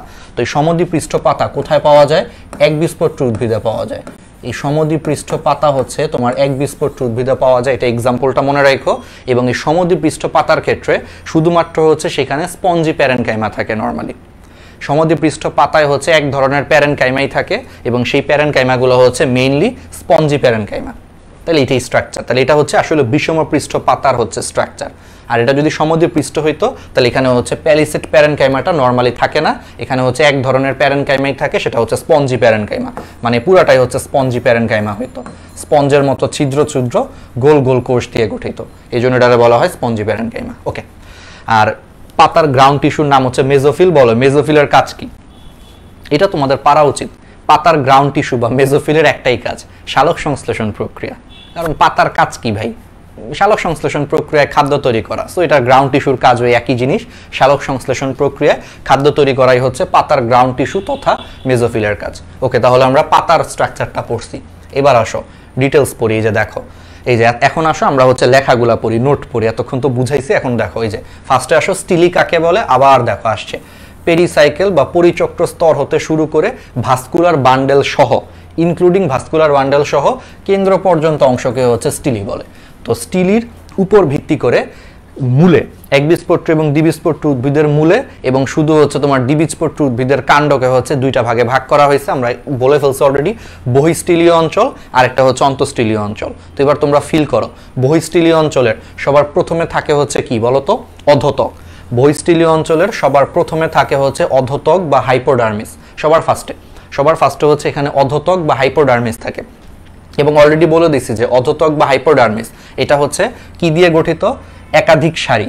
একাধিক সারি হচ্ছে তোমার কোলেন কাইমা। এখন আমি এক্সট্রা কথাগুলো এখানে লিখে দিই। একাধিক সারি হচ্ছে তোমার কোলেন কাইমা বা স্ক্লেরেন কাইমা দিয়ে গঠিত। তাহলে এখানে একাধিক সারি হচ্ছে কোলেন কাইমা বা স্ক্লেরেন কাইমা দিয়ে গঠিত এবং এটা শুধুমাত্র হচ্ছে কোথায় পাওয়া যায়? কাণ্ডে পাওয়া যায়। হাইপোডার্মিস বা অধোতক হচ্ছে শুধুমাত্র কাণ্ডে পাওয়া যায়, এটা মূলে পাওয়া যায় না। তাহলে সাধারণত কাণ্ডে থাকে, এটা কখনো মূলে থাকে না। ওকে, এবার আসো অধোতক বা হাইপোডার্মিসের ঠিক নিচের দিকের অংশটাই হচ্ছে কর্টেক্স। কর্টেক্সটা হচ্ছে ওই যে বলছি প্যারেনকাইমা দিয়ে গঠিত এবং মূলের ক্ষেত্রে বলছিলাম না যে মূলের ক্ষেত্রে হচ্ছে কর্টেক্সগুলো অনেকগুলা সারিতে গঠিত, তার মানে মূলের কর্টেক্স হচ্ছে যে বহু স্তর বিশিষ্ট। আর কাণ্ড হচ্ছে কতে কম, তার মানে কাণ্ডের কর্টেক্সটা হচ্ছে কয়েক স্তর বিশিষ্ট বা কম স্তর বিশিষ্ট। তাহলে কাণ্ডের কর্টেক্স হচ্ছে কয়েক স্তর বিশিষ্ট, মূলের কর্টেক্স হচ্ছে বহু স্তর বিশিষ্ট। কর্টেক্সের কাজ কি? পানি এবং খাদ্য সঞ্চয় করা। ওকে, আর এগুলো প্যারেনকাইমা কোষ দিয়ে গঠিত। দ্যাট মিনস এদের মাঝখানে হচ্ছে ফাঁকা জায়গা আছে, গোল গোল কোষ, তার মানে এদের মাঝখানে হচ্ছে আন্তঃকোষীয় ফাঁকা জায়গা থাকে। ওকে, আমরা একটু আগে রাখছিলাম। এখন আসা হচ্ছে অন্ততক বা এন্ডোডার্মিস। অন্ততক বা হচ্ছে এন্ডোডার্মিস। আচ্ছা, তাহলে এটা কোথায় পাওয়া যায়? যে অলরেডি বলছি মূলে পাওয়া যায় এবং শুধু হচ্ছে দ্বিবীজপত্রী উদ্ভিদের কাণ্ডে পাওয়া যায়। একবীজপত্রীর কাণ্ডে কিন্তু অন্ততক নাই। একবীজপত্রীর কাণ্ডটা কিন্তু একটু এক্সেপশন, এটা আমরা লাস্টে পড়বো, এখন দরকার নেই। তাহলে মূলে এবং দ্বিবীজপত্রী উদ্ভিদের কাণ্ডে হচ্ছে অন্ততক পাওয়া যায়। তাহলে দেখো মূলের অন্ততকে ওই যে বলছিলাম ক্যাসপেরিয়ান স্ট্রিপ থাকে। তাহলে ক্যাসপেরিয়ান স্ট্রিপ কি দিয়ে গঠিত? লিসা দিয়ে গঠিত বা লিজা দিয়ে গঠিত। অনেকে দেখবা যে লিজা বানান বাট উচ্চারণ করে লিসা বিদেশে, ঠিক আছে? বিদেশে দেখবে যে লিজা, আমরা যে লিজা বলি ওরা কিন্তু লিজা উচ্চারণ করে, ওরা বলে লিসা, এরকম উচ্চারণটা আর কি, বাট আমরা বলি হচ্ছে লিজা। যাই হোক, তো লিসা দিয়ে মনে রাখতে পারো লিগনিন এবং সুবেরিন। তাহলে মূলের অন্ততকে খুবই ইম্পর্টেন্ট, কিন্তু মূলের অন্ততকে হচ্ছে লিগনিন এবং সুবেরিন দিয়ে গঠিত ফিতার মতো একটা স্ট্রাকচার পাওয়া যায়। তাহলে ফিতাকে ইংলিশে বলা হয় স্ট্রিপ। এটা বিজ্ঞানী ক্যাসপেরি প্রথম লক্ষ্য করছে, এই জন্য এটা নাম দিচ্ছে হচ্ছে ক্যাসপেরিয়ান স্ট্রিপ। তাহলে মূলের অন্ততকে হচ্ছে ক্যাসপেরিয়ান স্ট্রিপ থাকে। সাথে দ্বিবীজপত্রী উদ্ভিদের কাণ্ডে, বুঝতেই পারতেছো, কাণ্ডে কিন্তু ক্যাসপেরিয়ান স্ট্রিপ নাই।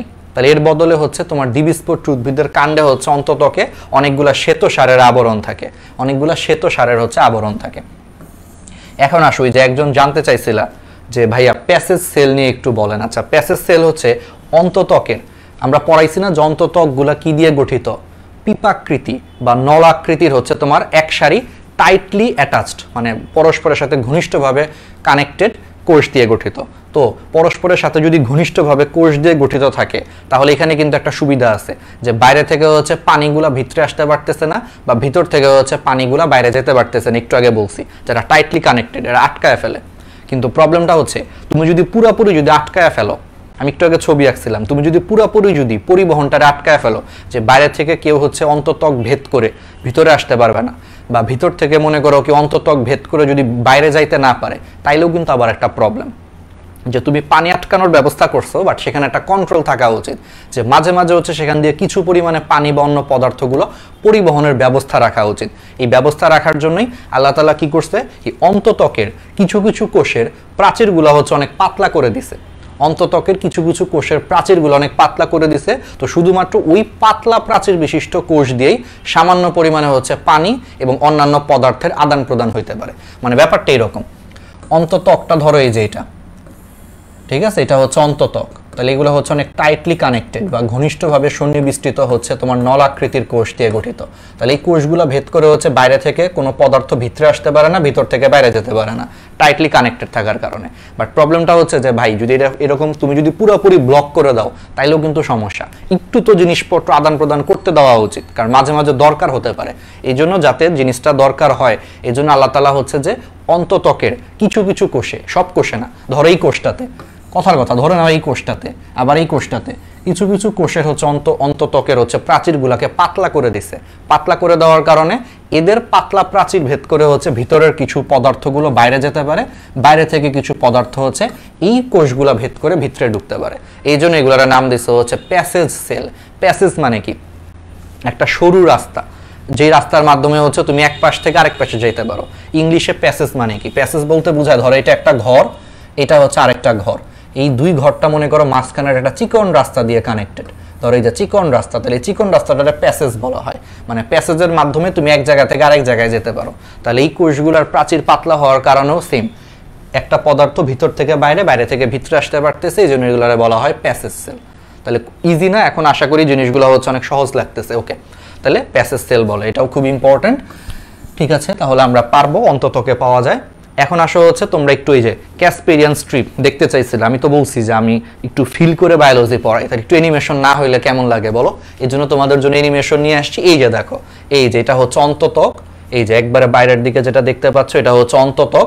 তো অন্ততকের মধ্যে দেখো যে নীল কালার, নীল কালারের একটা ফিতার মতো একটা স্ট্রাকচার এঁকে রাখছে ওরা, এটাই হচ্ছে ক্যাসপেরিয়ান স্ট্রিপ। তাহলে এই ফিতার মতো স্ট্রাকচারটা হচ্ছে তোমার লিগনিন এবং সুবেরিন দিয়ে গঠিত। আর যদি আরো স্পেসিফিকলি দেখতে চাও, দেখো এখান থেকে একটা কোষকে তারা আলাদা করছে, আলাদা করলে বুঝতেই পারতেছো যে এই হালকা বেগুন, হালকা গোলাপি কালারটা হচ্ছে তোমার অন্ততকের একটা কোষ, একটা সিঙ্গেল কোষ।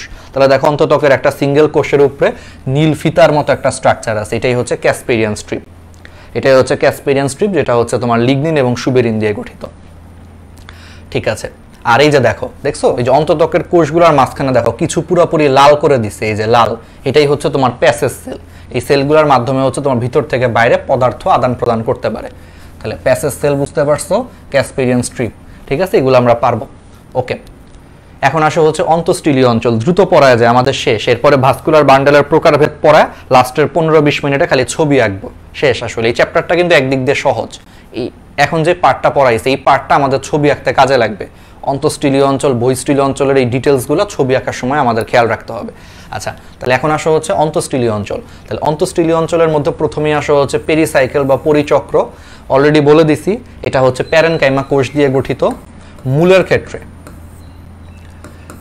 ক্ষেত্রে হচ্ছে তোমার পেরিসাইকেল বা পরিচক্র হচ্ছে এক সারি কোষ বিশিষ্ট। এটা মূলত হচ্ছে প্যারেনকাইমা কোষ দিয়ে গঠিত, এবং পাশে লিখে রাখো যে মূলের ক্ষেত্রে এটা হচ্ছে এক সারি কোষ দিয়ে গঠিত। মূল লেখে একটা টান দিয়ে লেখো যে এক সারি। তাহলে মূলের ক্ষেত্রে হচ্ছে এটা এক সারি প্যারেনকাইমা কোষ দিয়ে গঠিত। কাণ্ডের ক্ষেত্রে হচ্ছে এটা বহু সারি হচ্ছে তোমার কোষ দিয়ে গঠিত। ঠিক আছে, আচ্ছা, তো এখন আসো হচ্ছে পেরিসাইকেল বা পরিচক্র। তো একটা কাহিনী আছে, অনেক সময় পেরিসাইকেল বা পরিচক্রে স্ক্লেরেনকাইমা কিছু টিস্যু আছে। স্ক্লেরেনকাইমা কিছু টিস্যু ফ্লোয়েমের মাথায় অবস্থান করলে এটাকে হচ্ছে হার্ড বাস্ট বা গুচ্ছ টুপি বলা হয়। এটা একটা এক্সট্রা ইনফরমেশন, অবজেক্টিভের জন্য খুবই ইম্পর্টেন্ট। তাহলে পেরিসাইকেল বা পরিচক্রে প্যারেনকাইমার পাশাপাশি স্ক্লেরেনকাইমা কোষ মাঝে মাঝে থাকতে পারে, এবং সেই স্ক্লেরেনকাইমা টিস্যু যদি কোনো কারণে ফ্লোয়েমের মাথায় অবস্থান করে, ফ্লোয়েমের মাথায় অবস্থান করলে এটাকে দেখতে অনেকটা হচ্ছে হার্ড বাস্ট বা গুচ্ছ টুপি বলা হয়। মানে ফ্লোয়েম মানে তো বান্ডেল, ফ্লোয়েম এবং জাইলাম মানে হচ্ছে ভাস্কুলার বান্ডেল। তো বান্ডেলের মাথায় অবস্থান করলে দেখতে অনেকটা মনে হয় যে বান্ডেলের মাথায় হচ্ছে ক্যাপ আছে, এই জন্য এটার ইংলিশে বলা হয় বান্ডেল ক্যাপ, বাংলায় বলা হয় গুচ্ছ টুপি। আবার এটাকে হার্ড বাস্টও বলে। হার্ড বাস্ট কেন? হার্ড মানে হচ্ছে শক্ত। স্ক্লেরেনকাইমা কোষগুলা কিন্তু অনেক শক্ত হয়। স্ক্লেরেনকাইমা যে কোষ, এই কোষগুলা কিন্তু অনেক শক্ত।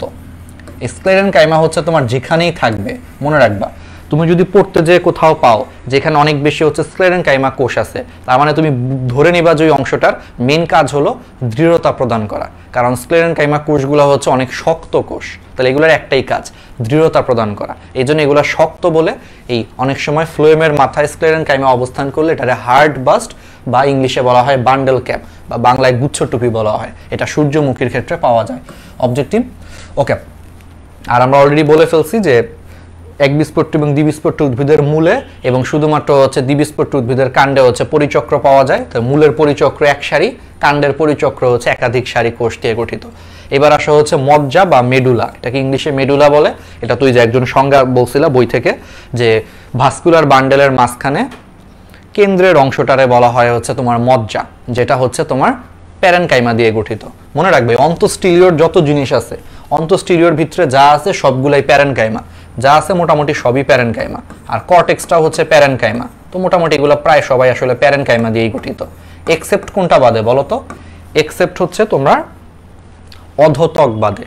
অধতক বা হাইপোডার্মিস হচ্ছে তোমার কোলেনকাইমা বা স্ক্লেরেনকাইমা দিয়ে গঠিত। মনে করে দেখো, এই অংশটা বাদে মোটামুটি ভিতরের সবকিছুই আসলে প্যারেনকাইমা দিয়ে গঠিত। তাহলে মজ্জা বা মেডুলা হচ্ছে প্যারেনকাইমা কোষ দিয়ে গঠিত। এবং অনেক সময় কাহিনী হচ্ছে একবারে কেন্দ্রে যে মজ্জা থাকে সেখানে কিছু মজ্জা হচ্ছে নষ্ট হয়ে যায়।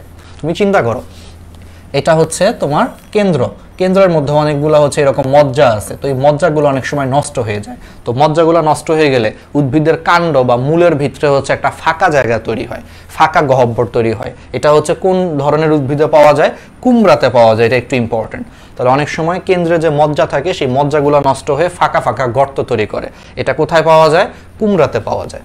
ঠিক আছে, এই জিনিসগুলো আশা করি আমরা পারবো। এটা একটু ইম্পর্টেন্ট। মজ্জার কাজ হচ্ছে পানি এবং খাদ্য সঞ্চয় করা। এবার আসা হচ্ছে মজ্জারশ্মি। মজ্জারশ্মি কি? ওই যে অলরেডি বলে ফেলছি।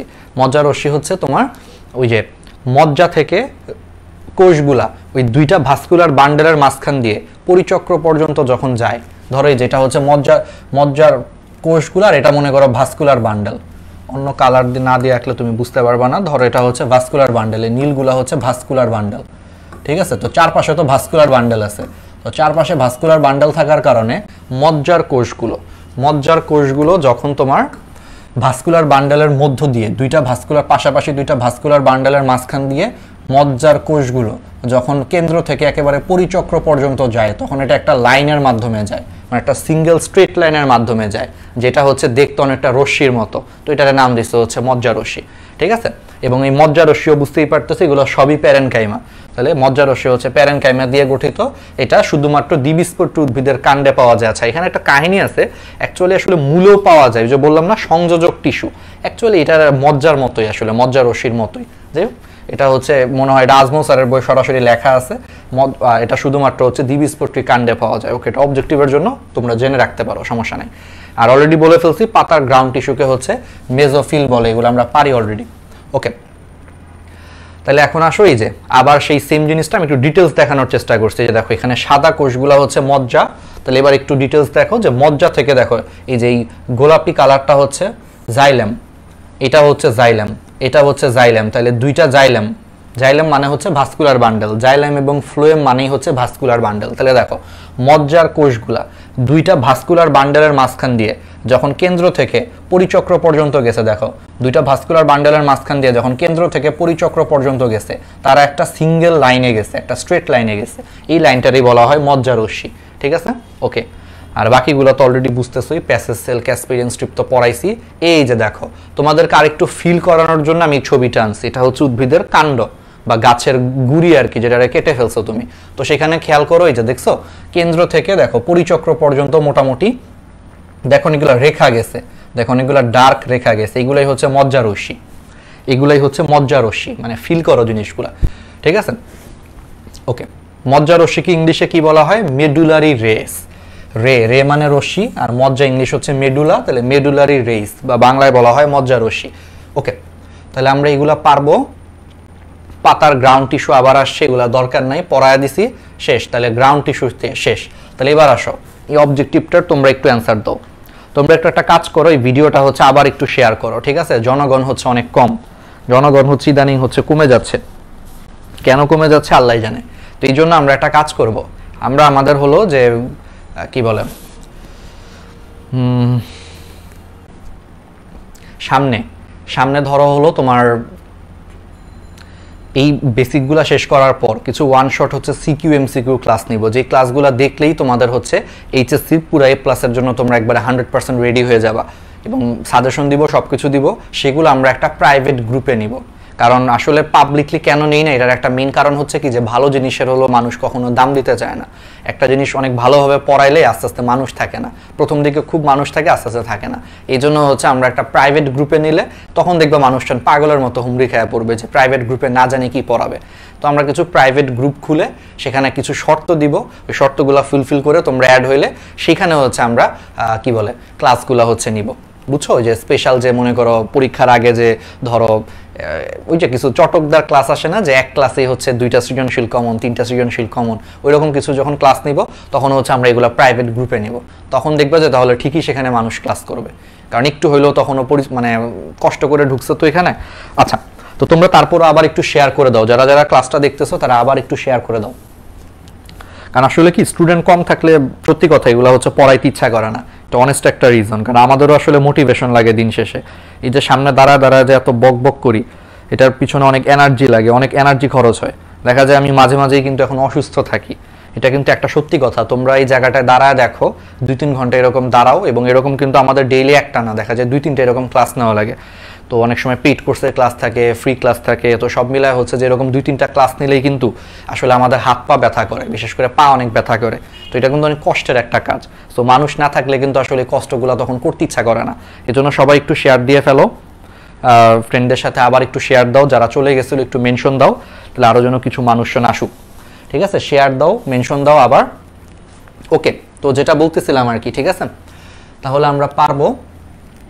এখন আসো ক্যাসপেরিয়ান স্ট্রিপ কোথায় দেখতে পাওয়া যায়। আচ্ছা, তোমাদের কমেন্টগুলো একটু পড়ি, ঠিক আছে? তোমাদের কমেন্টগুলো হচ্ছে একটু দেখি। তাহলে ক্যাসপেরিয়ান স্ট্রিপ হচ্ছে কোথায় দেখতে পাওয়া যায়? আচ্ছা, ওকে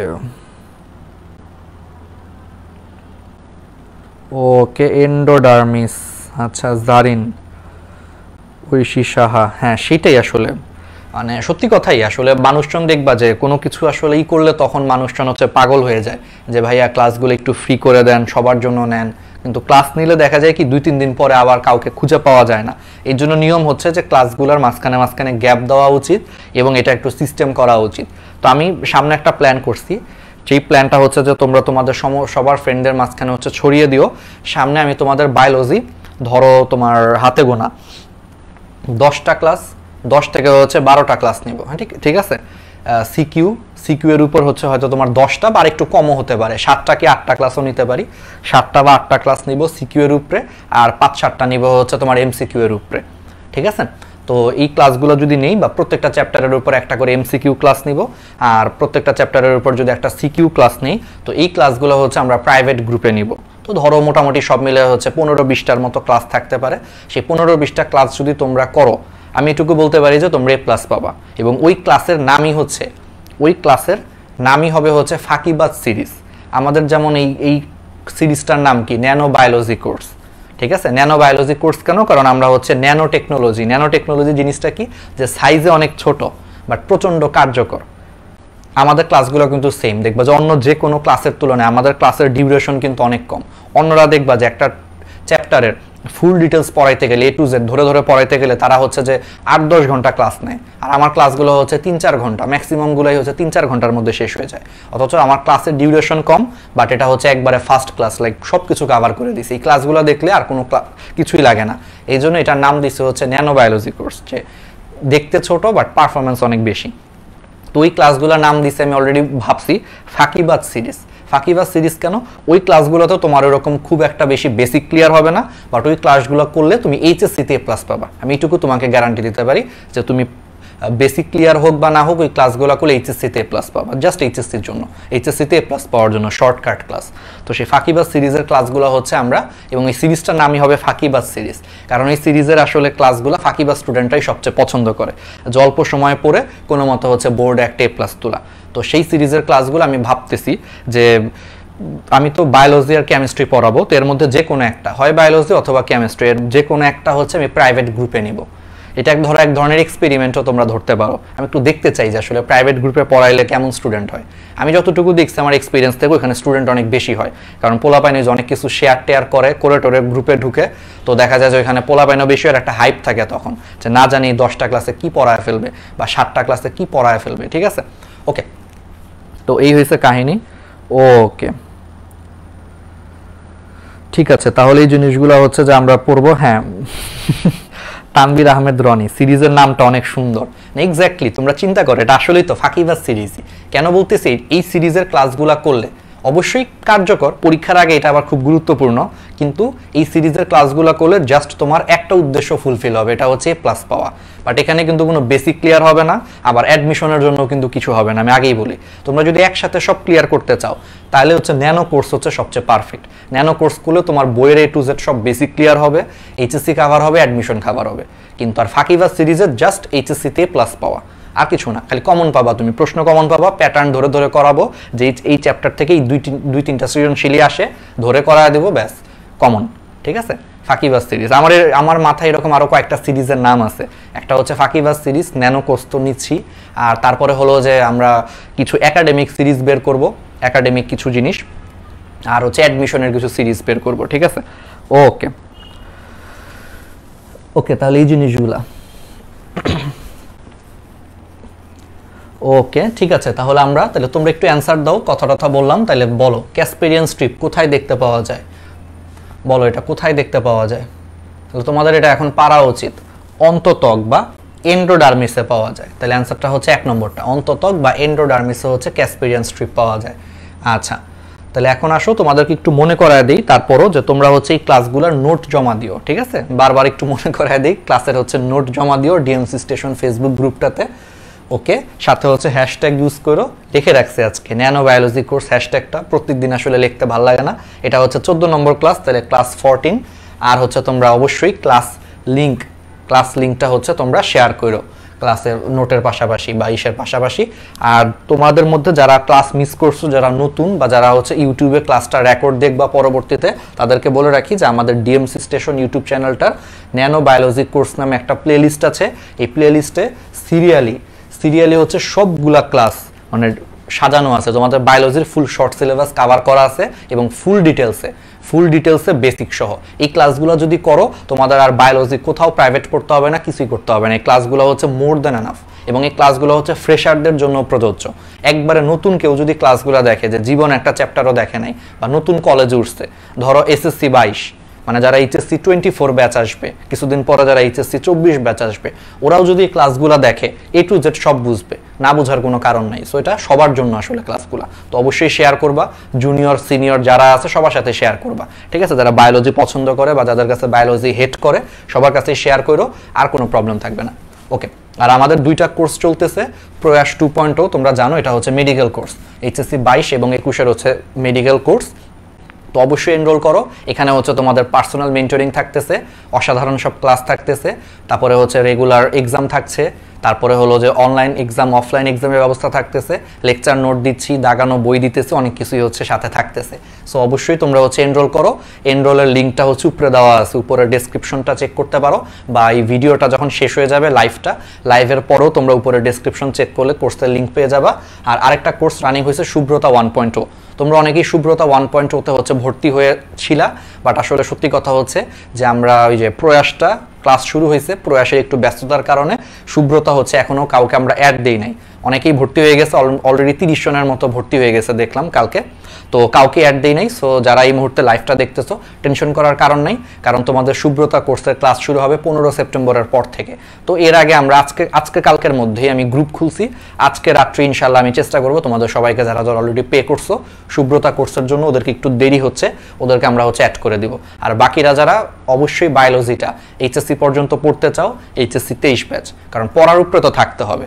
যতই মনে করো যে আমরা ফ্রি ক্লাসে শেষ করা দেই, যাই করে দেই, তারপর একটা রিভিশন প্র্যাকটিস বারবার একটা গাইডলাইনের মধ্যে থাকতে হয়। কারণ কেউই আসলে দেখা যাবে যে জাস্ট ফ্রি ক্লাস করে কিন্তু আসলে থাকবে না, নর্মালি দিন শেষে সবাই কিন্তু কোর্স করবে। তো কোর্স করলে সেরা জায়গাতেই কোর্স করো, আমার কথা হচ্ছে একটাই।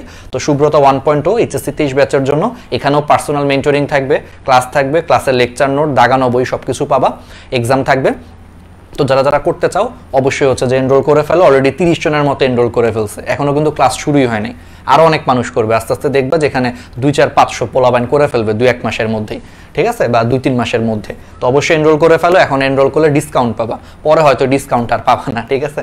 আর ক্লাসও মিস করবা কিছু, কারণ ক্লাস মিস করলে যেটা সবচেয়ে বড় প্রবলেম, ক্লাস সব সেভ থাকবে, তুমি আজকে থেকে 3 মাস পরও জয়েন করতে পারবা আমাদের যে কোনো কোর্সে। মেডিকেল কোর্সে তুমি এইচএসসির পরও জয়েন করতে পারবা, শুভ্রতা কোর্সেও তুমি মানে 2-3 মাস পরও জয়েন করতে পারবা। বাট প্রবলেম যেটা হবে, যত আগে জয়েন করবা তোমার জন্য তত ভালো, কারণ ডিসকাউন্ট পাচ্ছ, আবার পার্সোনাল মেন্টরিং এর আওতায় আসতেছো। সো আগে জয়েন করলে আগে থেকেই তুমি গাইডলাইন পাবা, এটা একটা ইম্পর্টেন্ট জিনিস। আর হচ্ছে যে তুমি সবগুলা ক্লাস লাইভে করতে পারবা, যত পরে করবা আগের ক্লাসগুলো তোমাকে রেকর্ড করে দেখতে হবে, আর বাকি ক্লাসগুলো হচ্ছে লাইভে, ঠিক আছে। এই জন্য আগে আগে ভর্তি হয়েও, ঠিক আছে। আর আমাদের এটা হচ্ছে পেজ। ওকে, তাহলে আসো আমরা তাহলে পরিবহন টিস্যুতন্ত্রে চলে আসি দ্রুত। আজকে আর ধরো 40 মিনিটের মধ্যে শেষ করে দিতে যাচ্ছি, 11টার মধ্যে।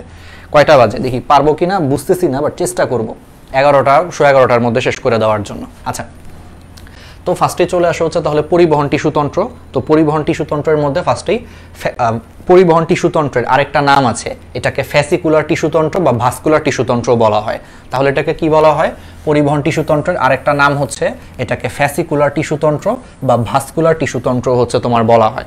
আচ্ছা, ভাস্কুলার কেন? কারণ এরা হচ্ছে পরিবহন করে, এই জন্য এদেরকে হচ্ছে ভাস্কুলার টিস্যুতন্ত্র বা ফ্যাসিকুলার টিস্যুতন্ত্র বলা হয়। আচ্ছা, এখন এই পরিবহন টিস্যুতন্ত্র এটা হচ্ছে দুই ধরনের টিস্যু দিয়ে গঠিত, বুঝতেই পারতেছো, একটা হচ্ছে জাইলেম আর একটা হচ্ছে ফ্লোয়েম। এখন উদ্ভিদের মূলের ক্ষেত্রে আবার বলতেছি, মূল মানে হচ্ছে দুইটাই, একবীজপত্রী উদ্ভিদের মূল এবং দ্বিবীজপত্রী উদ্ভিদের মূলে, এবং শুধুমাত্র হচ্ছে দ্বিবীজপত্রী উদ্ভিদের কাণ্ডে ভাস্কুলার বান্ডেলগুলো বৃত্তাকারে সাজানো থাকে। এই যে দেখো, এই যে এটা একটা ভাস্কুলার বান্ডেল, তাহলে একটু খেয়াল করো, উদ্ভিদের মূলের ক্ষেত্রে এবং শুধুমাত্র দ্বিবীজপত্রী উদ্ভিদের কাণ্ডে ভাস্কুলার বান্ডেলগুলো এরকম বৃত্তাকারে হচ্ছে সাজানো থাকে, ঠিক আছে। আর একবীজপত্রী উদ্ভিদের কাণ্ডে, যেটা হচ্ছে একবীজপত্রী উদ্ভিদ, একবীজপত্রী উদ্ভিদের কাণ্ডে যে ভাস্কুলার বান্ডেলগুলা কর্টেক্সের মধ্যে হচ্ছে বিক্ষিপ্তভাবে হচ্ছে সাজানো থাকে, মানে এখানে কোনো স্ট্রাকচার থাকে না। একবীজপত্রী উদ্ভিদের কাণ্ডের ক্ষেত্রে ভাস্কুলার বান্ডেলগুলা বিক্ষিপ্তভাবে হচ্ছে ছড়ানো ছিটানো অবস্থায় কর্টেক্সের মধ্যে থাকে, এখানে কোনো স্ট্রাকচার নাই। আর দ্বিবীজপত্রী উদ্ভিদের কাণ্ডে এবং একবীজপত্রী এবং দ্বিবীজপত্রী উদ্ভিদের মূলে ভাস্কুলার বান্ডেলগুলো এরকম সুন্দর করে হচ্ছে বৃত্তাকারে হচ্ছে সাজানো থাকে। আচ্ছা, আর এটার আরেকটা নাম হচ্ছে ফ্যাসিকুলার টিস্যুতন্ত্র। তাহলে আগেই বলছি যে দুই ধরনের কোষ নিয়ে গঠিত, বা দুই ধরনের টিস্যু, আসলে কোষ না টিস্যু, জাইলেম এবং ফ্লোয়েম দিয়ে হচ্ছে গঠিত দুই ধরনের টিস্যু। এর মধ্যে জাইলেমের কাজ কি? জাইলেমের কাজ হচ্ছে মূল থেকে হচ্ছে পানি এবং খনিজ লবণ পরিবহন করে পাতায় পৌঁছে দেওয়া। মানে সোজা কথা হচ্ছে উদ্ভিদের খাদ্য তৈরির জন্য কিন্তু পানি লাগে, তাহলে খাদ্য তৈরির একটা কাঁচামাল কিন্তু হচ্ছে পানি, আমরা জানি সালোক সংশ্লেষণ প্রক্রিয়ায় কিন্তু পানিও লাগে। তাহলে সেই খাদ্য তৈরির জন্য প্রয়োজনীয় যে কাঁচামাল অর্থাৎ পানি এবং খনিজ লবণ, সেগুলোকে হচ্ছে মূল থেকে পাতায় পৌঁছে দেয় হচ্ছে জাইলেম। তার মানে মূল থেকে পাতায় হচ্ছে তোমার পৌঁছে দিচ্ছে জাইলেম। এই জন্য জাইলেমে যে পদার্থের প্রবাহ হয় সেটা শুধুমাত্র হচ্ছে একমুখী। এই কারণে জাইলেমে যে পদার্থের প্রবাহ হয় সেটা শুধুমাত্র একমুখী, এটা শুধুমাত্র নিচ থেকে উপরের দিকে উঠতে পারে। কারণ তুমি চিন্তা করো, জাইলেম থাকে হচ্ছে নিচে এবং এর কাজটা হচ্ছে নিচ থেকে হচ্ছে উপরে পানি পরিবহন করা। এই কারণে জাইলেমের ভিতর দিয়ে পানি বা অন্যান্য খনিজ লবণগুলো শুধুমাত্র একমুখী প্রবাহ হয়, যে নিচ থেকে উপরের দিকে যায়। কিন্তু ফ্লোয়েমের কাজ কি?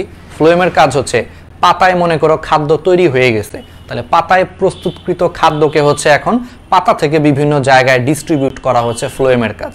তাহলে একটা হচ্ছে খাবার তৈরি করার জন্য কাঁচামাল সাপ্লাই দিচ্ছে, আর আরেকটা হচ্ছে খাবার হয়ে গেছে, এখন সেই খাবারটাকে হচ্ছে সব জায়গায় ডিস্ট্রিবিউট করতেছে। তো ফ্লোয়েমের কাজ হচ্ছে পাতায় খাদ্য তৈরি হওয়ার পর সেই খাদ্যগুলোরে হচ্ছে পাতা থেকে দেহের অন্যান্য অঙ্গ প্রত্যঙ্গে নিয়ে যাওয়া হচ্ছে ফ্লোয়েমের কাজ। তাহলে বলো তো ফ্লোয়েমের মধ্যে হচ্ছে তোমার পরিবহন কোন দিকে হবে? দুই দিকেই হবে। এটা কিন্তু আর জাইলেমের মতো না যে শুধুমাত্র উপরের দিকে উঠবে, তা না। কারণ ফ্লোয়েমের ক্ষেত্রে দেখো খাবারগুলারে সব জায়গায় দিতে হবে।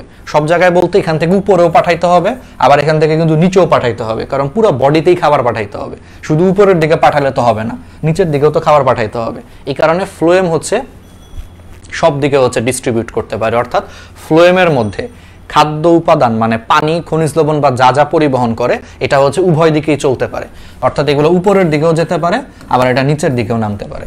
বুঝে পড়ো, সিম্পল জিনিস। কারণ ফ্লোয়েমের কাজ হচ্ছে উপরেও খাবার পাঠাইতে হবে, নিচেও খাবার পাঠাইতে হবে, তার মানে এরা হচ্ছে দুই দিকেই পরিবহন করে। কিন্তু জাইলেমের সাথে খালি একটাই কাজ, মূল থেকে পাতা, তাহলে উপরের দিকেই শুধু পরিবহন করবে। ওকে, এই জন্য জাইলেমের ভিতর দিয়ে পদার্থের প্রবাহ হচ্ছে একমুখী, আর ফ্লোয়েমের মধ্য দিয়ে পদার্থের প্রবাহ হচ্ছে দ্বিমুখী। ঠিক আছে, দ্বিমুখী প্রবাহ। ওকে, তাহলে পারবো আমরা। তাহলে এখন আসো আবার এই সেম ছবিটা আমি আগের ক্লাসেও দেখাইছি, আরেকবার একটু বলি যে জাইলেম হচ্ছে তোমার 4 ধরনের টিস্যু কোষ নিয়ে গঠিত। একটা হচ্ছে কি ট্রাকিড, এটা হচ্ছে ট্রাকিড, এটা হচ্ছে ভেসেল, এটা হচ্ছে জাইলেম ফাইবার আর জাইলেম প্যারেনকাইমা। প্যারেনকাইমাটা এখানে দেখাই নাই। ফ্লোয়েমও ঠিক তেমনি ভাবে হচ্ছে 4 ধরনের কোষ নিয়ে গঠিত। সিবনল, তারপর সিবনলের সাথে দেখো সঙ্গীর মতো একটা কোষ থাকে, সঙ্গী কোষ, ফ্লোয়েম ফাইবার আর আরেকটা হচ্ছে ফ্লোয়েম প্যারেনকাইমা। এই 4 ধরনের হচ্ছে কোষ নিয়ে গঠিত। ঠিক আছে, তাহলে আমরা এই জিনিসগুলো হচ্ছে পারবো। আচ্ছা, এর মধ্যে এখন একটা জিনিস একটু ইম্পর্টেন্ট, ফ্লোয়েম কেন হচ্ছে তোমার উপাদানগুলোরে হচ্ছে দুইমুখী চলাচল করতে পারে, উপরের দিকেও নিতে পারে, নিচের দিকেও নিতে পারে। কেন পারে এটার অ্যান্সারটা আমি আগের ক্লাসে আসলে দিছি, আবার আজকে একটু বলি। এই যে সিবনল বা সিবনলের যে স্ট্রাকচারটা আমি আগের ক্লাসে যখন ডিটেলস পড়াইছিলাম তখন সেখানে বলছিলাম যে সিবনলের কিন্তু দেখো এটা একটা কোষ, এটা কিন্তু আরেকটা সিব কোষ। তাহলে উপরে নিচে দেখো দুইটা সিব কোষ, একটার উপর আরেকটা বসে দেখো নল তৈরি করছে, নলের মতো স্ট্রাকচার তৈরি করছে, যার ভিতর দিয়ে হচ্ছে পদার্থ পরিবহন হয়। এই জন্য এটাকে বলা হয় সিবনল। এখন এই প্রত্যেকটা সিবনলের যে কোষ আছে, সিব কোষ আছে, সেই সিব কোষগুলোর উপরের দিকে দেখো, উপরের দিকে বা নিচের দিকে দেখো কিছু কিছু প্লেটের মতো কিছু অংশ থাকে, ছোট ছোট ছিদ্র ছিদ্র কিছু প্লেটের মতো অংশ থাকে, এগুলারে বলা হয় সিব প্লেট। তার মানে ধরো আমার এই হাত হচ্ছে, তুমি ধরে নাও এই হাত হচ্ছে একটা সিবনল, মানে একটা সিব কোষ, এই হাত হচ্ছে আরেকটা সিব কোষ। তো দুইটা সিব কোষ যখন একটার উপরে আরেকটা বসে, আমার এই সিব কোষের এখানে সিব প্লেট থাকে, এখানে সিব প্লেট থাকে, আবার উপরেও সিব প্লেট থাকে, নিচেও সিব প্লেট থাকে, সব জায়গায় সিব প্লেট থাকে। সো দুইটা যখন সিব কোষ একটার উপর আরেকটা বসে নল তৈরি করতেছে, সিব নল তৈরি করতেছে, তখন এদের সংযোগ যেখানে এরা কানেক্ট হয় সেই জায়গাটায় হচ্ছে সিব প্লেট থাকে। তো সিব প্লেট থাকার কারণে এই সিব প্লেটগুলো হচ্ছে অনেকটা ভালভের মতো কাজ করে। সিব প্লেটগুলোর কারণেই মেইনলি হচ্ছে পদার্থগুলো উপরেও যাইতে পারে, নিচেও নামতে পারে। বুঝতে পারছো? এই জন্য হচ্ছে ফ্লোয়েমের এই স্ট্রাকচারটা থাকার কারণে। আর দেখো যে ফ্লোয়েমের সাথে আগের দিনও বলছি ল্যাপটালেপটি করে গায়ের সাথে পুরো লেগে লেগে হচ্ছে একটা লম্বা এবং বড় নিউক্লিয়াস যুক্ত, এটা নিউক্লিয়াস কিন্তু অনেক বড় নিউক্লিয়াস যুক্ত কিছু কোষ থাকে। তাহলে ফ্লোয়েমের সাথে হচ্ছে সঙ্গীর মতো, পার্টনারের মতো সবসময় লেপটালেপটি করে আসে বলে এগুলোরে বলা হয় সঙ্গী কোষ। এবং এই সঙ্গী কোষে হচ্ছে বড় বড় নিউক্লিয়াস থাকে। বাট সবচেয়ে ইম্পর্টেন্ট, আগের দিনও বলছি, সিবনলে কোনো নিউক্লিয়াস থাকে না কিন্তু। তাহলে সিবনলে কিন্তু কোনো নিউক্লিয়াস নাই। ওকে, আর জাইলেমের ক্ষেত্রে সেম ভাই, ভেসেল হচ্ছে নলের মতো দেখতে, এখানেও নিউক্লিয়াস থাকে না। আর এটা হচ্ছে তোমার ট্রাকিড হচ্ছে লম্বা নলাকার, এখানেও নর্মালি নিউক্লিয়াস থাকে না। তো ভেসেলের ক্ষেত্রে হচ্ছে তোমার নর্মালি নিউক্লিয়াস এগুলাতে থাকে না। মনে রাখবা জাইলেমগুলো হচ্ছে মেইনলি মৃত কোষ, জাইলেমের যে কোষগুলো সেগুলো হচ্ছে মেইনলি মৃত, এগুলো হচ্ছে মেইনলি মৃত কোষ। আর ফ্লোয়েমের কোষগুলো হচ্ছে মূলত জীবিত কোষ। আমরা একটু পরে পড়বো এই দুইটার পার্থক্য। তো যাই হোক, এগুলো আমরা একটু জানি। আর একটা জিনিস সবসময় বলছি, জাইলেমের ভাই নাই, বারবার পড়াইছি, অন্য ক্লাসেও পড়াইছি, জাইলেমের ভাই নাই মানে জাইলেমে ভেসেল নাই, আর ফ্লোয়েমের সঙ্গী নাই, ফ্লোয়েমের সঙ্গী কোষ নাই। কোথায় নাই? নগ্নবীজি উদ্ভিদে নাই, পড়াইছিলাম।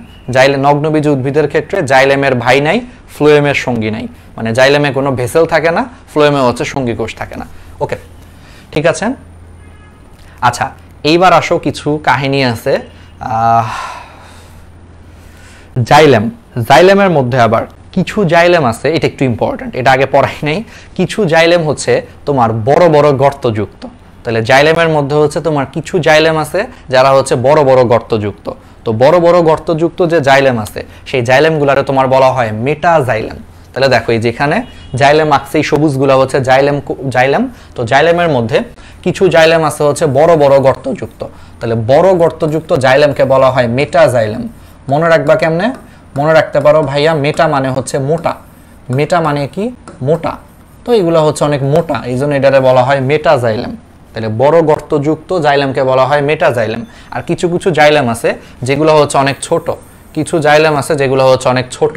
তো ছোট জাইলেমগুলোরে তোমার বলা হয় প্রোটোজাইলেম। ছোট জাইলেমগুলোকে তোমার বলা হয় প্রোটোজাইলেম।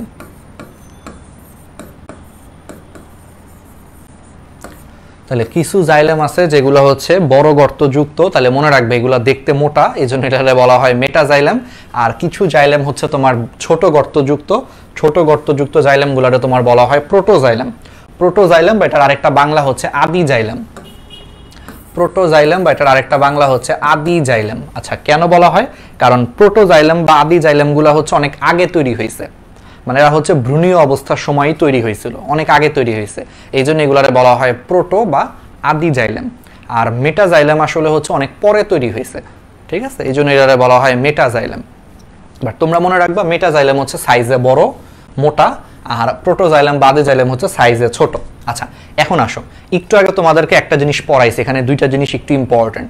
একটু আগে এই স্লাইডটা খুব ইম্পর্টেন্ট, বেসিক একটা ক্লিয়ার হবে। একটু আগে তোমাদেরকে বলছিলাম যে মূলের ক্ষেত্রে, অর্থাৎ একবীজপত্রী এবং দ্বিবীজপত্রী উদ্ভিদের মূলের ক্ষেত্রে এবং শুধুমাত্র হচ্ছে দ্বিবীজপত্রী উদ্ভিদের কাণ্ডের ক্ষেত্রে এই যে ভাস্কুলার বান্ডেলগুলো হচ্ছে বৃত্তাকারে সাজানো থাকে, একটু আগে বলছিলাম। তো সেই ক্ষেত্রে যখন এই জিনিসগুলো বৃত্তাকারে যখন সাজানো থাকে তখন প্রোটোজাইলেম কিছু কিছু ক্ষেত্রে প্রোটোজাইলেম হচ্ছে তোমার মাঝখানে থাকে। দেখো, প্রোটোজাইলেমগুলো হচ্ছে মাঝখানে আর মেটাজাইলেমগুলো হচ্ছে তোমার পরিধির দিকে থাকে। আবার অনেক সময় তার উল্টাও থাকতে পারে, যে মেটাজাইলেম হচ্ছে তোমার মাঝখানে কেন্দ্রের দিকে আর প্রোটোজাইলেমগুলো হচ্ছে পরিধির দিকে থাকতে পারে। এখন একটা থাকে হচ্ছে মূলে, একটা থাকে হচ্ছে কাণ্ডে, এটা খুব প্যাচ লাগে। এর জন্য একটা চমৎকার জিনিস আছে মনে রাখার জন্য, ম ম ম ম ম ম ম ম ম তাহলে মূলে মূলের মেটাজাইলেম মাঝখানে, ম ম ম মূলের মেটাজাইলেম মাঝখানে। তাহলে এটা মনে রাখবা, মতে তিনটা ম, মূলে মেটাজাইলেম মাঝখানে, অর্থাৎ মূলের ক্ষেত্রে মেটাজাইলেম হচ্ছে তোমার মাঝখানে থাকে। তাহলে মেটাজাইলেম যদি মাঝখানে থাকে তাহলে মূলের ক্ষেত্রে প্রোটোজাইলেম কোন দিকে থাকবে? প্রোটোজাইলেম থাকবে হচ্ছে পরিধির দিকে। তাহলে মূলের মেটাজাইলেম মাঝখানে, তার মানে প্রোটোজাইলেমটা হচ্ছে পরিধির দিকে থাকে। তাহলে এটা হচ্ছে মূলের ক্ষেত্রে। এবং মনে রাখবা, মূলে যা হয় কাণ্ডে ঠিক তার উল্টা হয়। তাহলে মূলের মেটাজাইলেম যদি মাঝখানে হয় তাহলে কাণ্ডের ক্ষেত্রে মেটাজাইলেম হচ্ছে পরিধির দিকে থাকবে আর প্রোটোজাইলেম হচ্ছে তোমার মাঝখানে থাকবে বা কেন্দ্রের দিকে থাকবে, ঠিক আছে। আর এই ক্ষেত্রে জাইলেমের বৃদ্ধি কোন দিকে হয়? অলওয়েজ মনে রাখবা, ছোট থেকে বড় এই দিকে হচ্ছে বৃদ্ধি হয়। তাইলে আমি যদি কাণ্ডের ক্ষেত্রে আসি, তাহলে কাণ্ডের প্রোটোজাইলেম হচ্ছে মাঝখানে আর মেটাজাইলেম হচ্ছে পরিধির দিকে। তাহলে কাণ্ডের ক্ষেত্রে জাইলেমের বৃদ্ধি কোন দিকে হচ্ছে? ছোট থেকে বড়। তাহলে ছোট থেকে বড়র দিকে হচ্ছে, অর্থাৎ ভিতর থেকে বাইরের দিকে হচ্ছে। তাহলে কোথ থেকে কই হচ্ছে? ভিতর থেকে বাইরের দিকে হয়েছে। তাহলে মনে রাখবা, জাইলেমের বৃদ্ধি যেখান থেকে শুরু হবে তাহলে এই ক্ষেত্রে কিন্তু প্রোটো থেকে মেটাজাইলেম মানে ছোট থেকে বড়র দিকে আসে। তাহলে ছোট জাইলেম থেকে বড় জাইলেমের দিকে হচ্ছে বৃদ্ধি হচ্ছে, দ্যাট মিন্স ভিতর থেকে বৃদ্ধিটা হচ্ছে, ভিতর থেকে বাইরের দিকে বৃদ্ধি হচ্ছে। তাহলে যেখান থেকে বৃদ্ধি হবে সে অনুযায়ী নাম, যেখান থেকে বৃদ্ধি হবে সে অনুযায়ী নাম। তাহলে ভিতর থেকে হচ্ছে, তাহলে ভিতর ইংলিশ কি? ভিতর ইংলিশ হচ্ছে এন্ডো। এন্ডো মানে হচ্ছে ভিতরে, এন্ডো মানে হচ্ছে ভিতরে। তাহলে ভিতর থেকে হচ্ছে, তাহলে যেখান থেকে হচ্ছে সেই অনুযায়ী নাম। তাহলে ভিতর থেকে বাইরের দিকে বৃদ্ধি হচ্ছে বলে এটাকে বলা হয় এন্ডার্ক। এন্ডো মানে ভিতরে, সেখান থেকে নাম আসছে এন্ডার্ক। তাহলে এই স্ট্রাকচারটাকে বলা হয় এন্ডার্ক। অনেকে প্যাচ লাগায় ফেলে, ক্লিয়ার, ঠান্ডা মাথায় বেসিকটা বুঝো। আর এই ক্ষেত্রে খেয়াল করো, মূলের ক্ষেত্রে ম ম ম মূলের মেটাজাইলেম মাঝখানে, তাহলে প্রোটোজাইলেম হচ্ছে পরিধির দিকে। তাহলে জাইলেমের বৃদ্ধি সবসময় কোত্থেকে কই হয়? ছোট থেকে বড়র দিকে হয়। তাহলে ছোট থেকে বড়র দিকে যদি হয় তাহলে এইবার জাইলেমের বৃদ্ধি হচ্ছে বাইরে থেকে ভিতরে, কারণ ছোটটা তো বাইরে আছে, তাহলে এবার কিন্তু জাইলেমের বৃদ্ধি হচ্ছে বাইরে থেকে ভিতরে। তাহলে কোথ থেকে শুরু হয়েছে? বাইরে থেকে ভিতরের দিকে আসতেছে। তাহলে বাইরে থেকে, বাইরে মানে হচ্ছে এক্সো, এক্সো মানে হচ্ছে বাইরে, এক্সো বাইরে থেকে ভিতরে, তাহলে এক্সো মানে হচ্ছে বাইরে, তার মানে বাইরে থেকে ভিতরে আসতেছে বলে এটার নাম হচ্ছে এক্সার্ক, এক্সার্ক। তাহলে সেই এক্সার্ক, এক্সার্ক বিন্যাসটা কোথায় পাওয়া যায়? মূলে পাওয়া যায়। আর এন্ডার্ক বিন্যাসটা কোথায় পাওয়া যায়? কাণ্ডে পাওয়া যায়, দ্বিবীজপত্রী উদ্ভিদের কাণ্ডে পাওয়া যায়। আর এগুলো যদি বুঝো, সাথে আরেকটা জিনিস খালি বুঝতে হবে, মেসার্ক, আরেকটা টার্ম আছে, এটা আমি এখানে দেই না ইচ্ছা করে, মেসার্ক। মেসার্ক মানে হচ্ছে দুই পাশে, এই ক্ষেত্রে হচ্ছে দুই পাশেই, ভিতরেও প্রোটোজাইলাম থাকবে, বাইরেও প্রোটোজাইলাম থাকবে, আবার ভিতরেও মেটাজাইলাম থাকবে, বাইরেও মেটাজাইলাম থাকবে। এই মেসার্ক বিন্যাসটা কোথায় পাওয়া যায় ভাইয়া? পাতায় পাওয়া যায়। এই মেসার্ক বিন্যাসটা পাতায় পাওয়া যায়। খুবই খুবই খুবই ইম্পর্টেন্ট, এখান থেকে প্রশ্ন আসবেই। এক্সার্ক, এন্ডার্ক, মেসার্ক, এই বেসিকগুলা ক্লিয়ার না থাকলে তুমি পারবা না, তুমি ছবি আঁকতেও ভুল করবা, প্লাস এইখান থেকেও সরাসরি প্রশ্ন আসবেই। এটা এইচএসসি এমসিকিউ হোক, মেডিকেল এমসিকিউ হোক, ভার্সিটি এমসিকিউ হোক, আসবেই প্রশ্ন এখান থেকে, বা গুচ্ছ হোক, সব জায়গা থেকে প্রশ্ন আসে এখানে।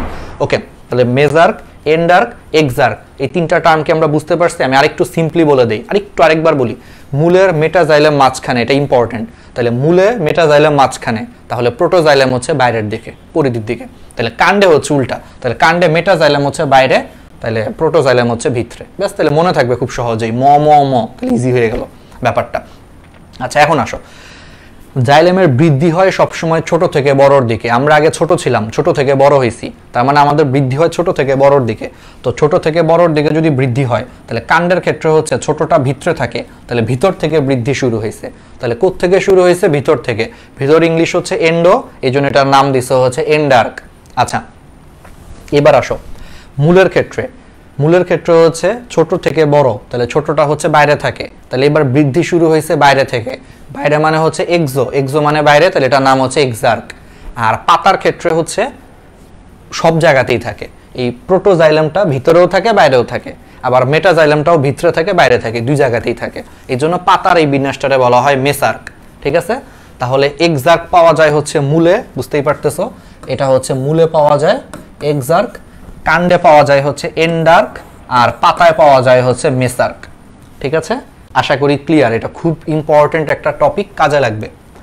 ওকে, আচ্ছা, আবার সেই একই জিনিস ভাই, ওই যে জাইলেম, জাইলেমে দেখো ফ্লোটা দেখছো একদিকে হয়, নিচ থেকে উপরের দিকে হচ্ছে, আর ফ্লোয়েমে দেখো এই যে সিপ প্লেট থাকার কারণে এটা টু ওয়ে মুভমেন্ট হয়, নিচ থেকে উপরেও পাঠাইতে পারে, উপর থেকে নিচেও পাঠাইতে পারে। এই সিপ প্লেটগুলো হচ্ছে ভালভের মতো কাজ করে, এটা এই কাজটা করে। ওকে, আমরা পারবো জাইলেম এবং ফ্লোয়েমের মধ্যে পার্থক্য। তাহলে পার্থক্য আমার মনে হয় পড়ানোর দরকার নেই, একটু আগে বলছিলাম যে জাইলেম হচ্ছে মেইনলি মৃত। তাহলে দেখছো জাইলেম হচ্ছে প্রধানত মৃত টিস্যু, ফ্লোয়েম হচ্ছে তোমার প্রধানত জীবিত টিস্যু। তারপর জাইলেম 4 ধরনের কোষ জানো তোমরা, vessel, tracheid, xylem fibre, xylem parenchyma. Phloem হচ্ছে 4 ধরনের কোষ নিয়ে গঠিত, পারবা, রিডিং দিও। জাইলেম তো মেইনলি মৃত, এর মধ্যে একমাত্র প্যারেনকাইমাটা, জাইলেমের একমাত্র প্যারেনকাইমাটা হচ্ছে তোমার জীবিত। তাহলে একমাত্র জীবিত উপাদান হচ্ছে উড প্যারেনকাইমা। জাইলেমের প্যারেনকাইমাকে হচ্ছে উড প্যারেনকাইমা বলে, এটাই হচ্ছে একমাত্র জীবিত উপাদান, বাকি সবই হচ্ছে মৃত। আর ফ্লোয়েম হচ্ছে মেইনলি জীবিত, বাট শুধুমাত্র হচ্ছে ফ্লোয়েম ফাইবার বাদে। ফ্লোয়েমের একমাত্র মৃত উপাদান হচ্ছে ফ্লোয়েম ফাইবার, এটা বাদে বাকি সবগুলো হচ্ছে জীবিত উপাদান। জাইলেম হচ্ছে মেইনলি কেন্দ্রের দিকে থাকে, কাণ্ডের ভিতরের দিকে হচ্ছে জাইলেম থাকে, ফ্লোয়েমগুলো সবসময় বাইরের দিকে থাকে, নর্মালি কাণ্ডের পরিধির দিকে থাকে। ওকে, জাইলেমের কাজ হচ্ছে পানি এবং খাদ্য রস পরিবহন করা, আর ফ্লোয়েমের কাজ হচ্ছে খাদ্য পরিবহন করা। জাইলেমে ওই যে খুবই ইম্পর্টেন্ট ঊর্ধ্বমুখী সংবহন হয়, ওই যে বারবার বলতেছি, জাইলেমে শুধুমাত্র খাবার মানে উপাদানগুলো উপরের দিকে আসে, ঊর্ধ্বমুখী সংবহন হয়। আর ফ্লোয়েমের ক্ষেত্রে হচ্ছে দুই ধরনেরই হবে, নিম্নমুখী বা উভমুখী, দুই ধরনেরই হবে। আসলে উভমুখী না, এটা হচ্ছে ঊর্ধ্বমুখী হবে, একটু ভুল আসছে, ঠিক আছে, একটু ভুল আসছে, নিম্নমুখী বা ঊর্ধ্বমুখী দুই ধরনেরই সংবহন হবে। ওকে।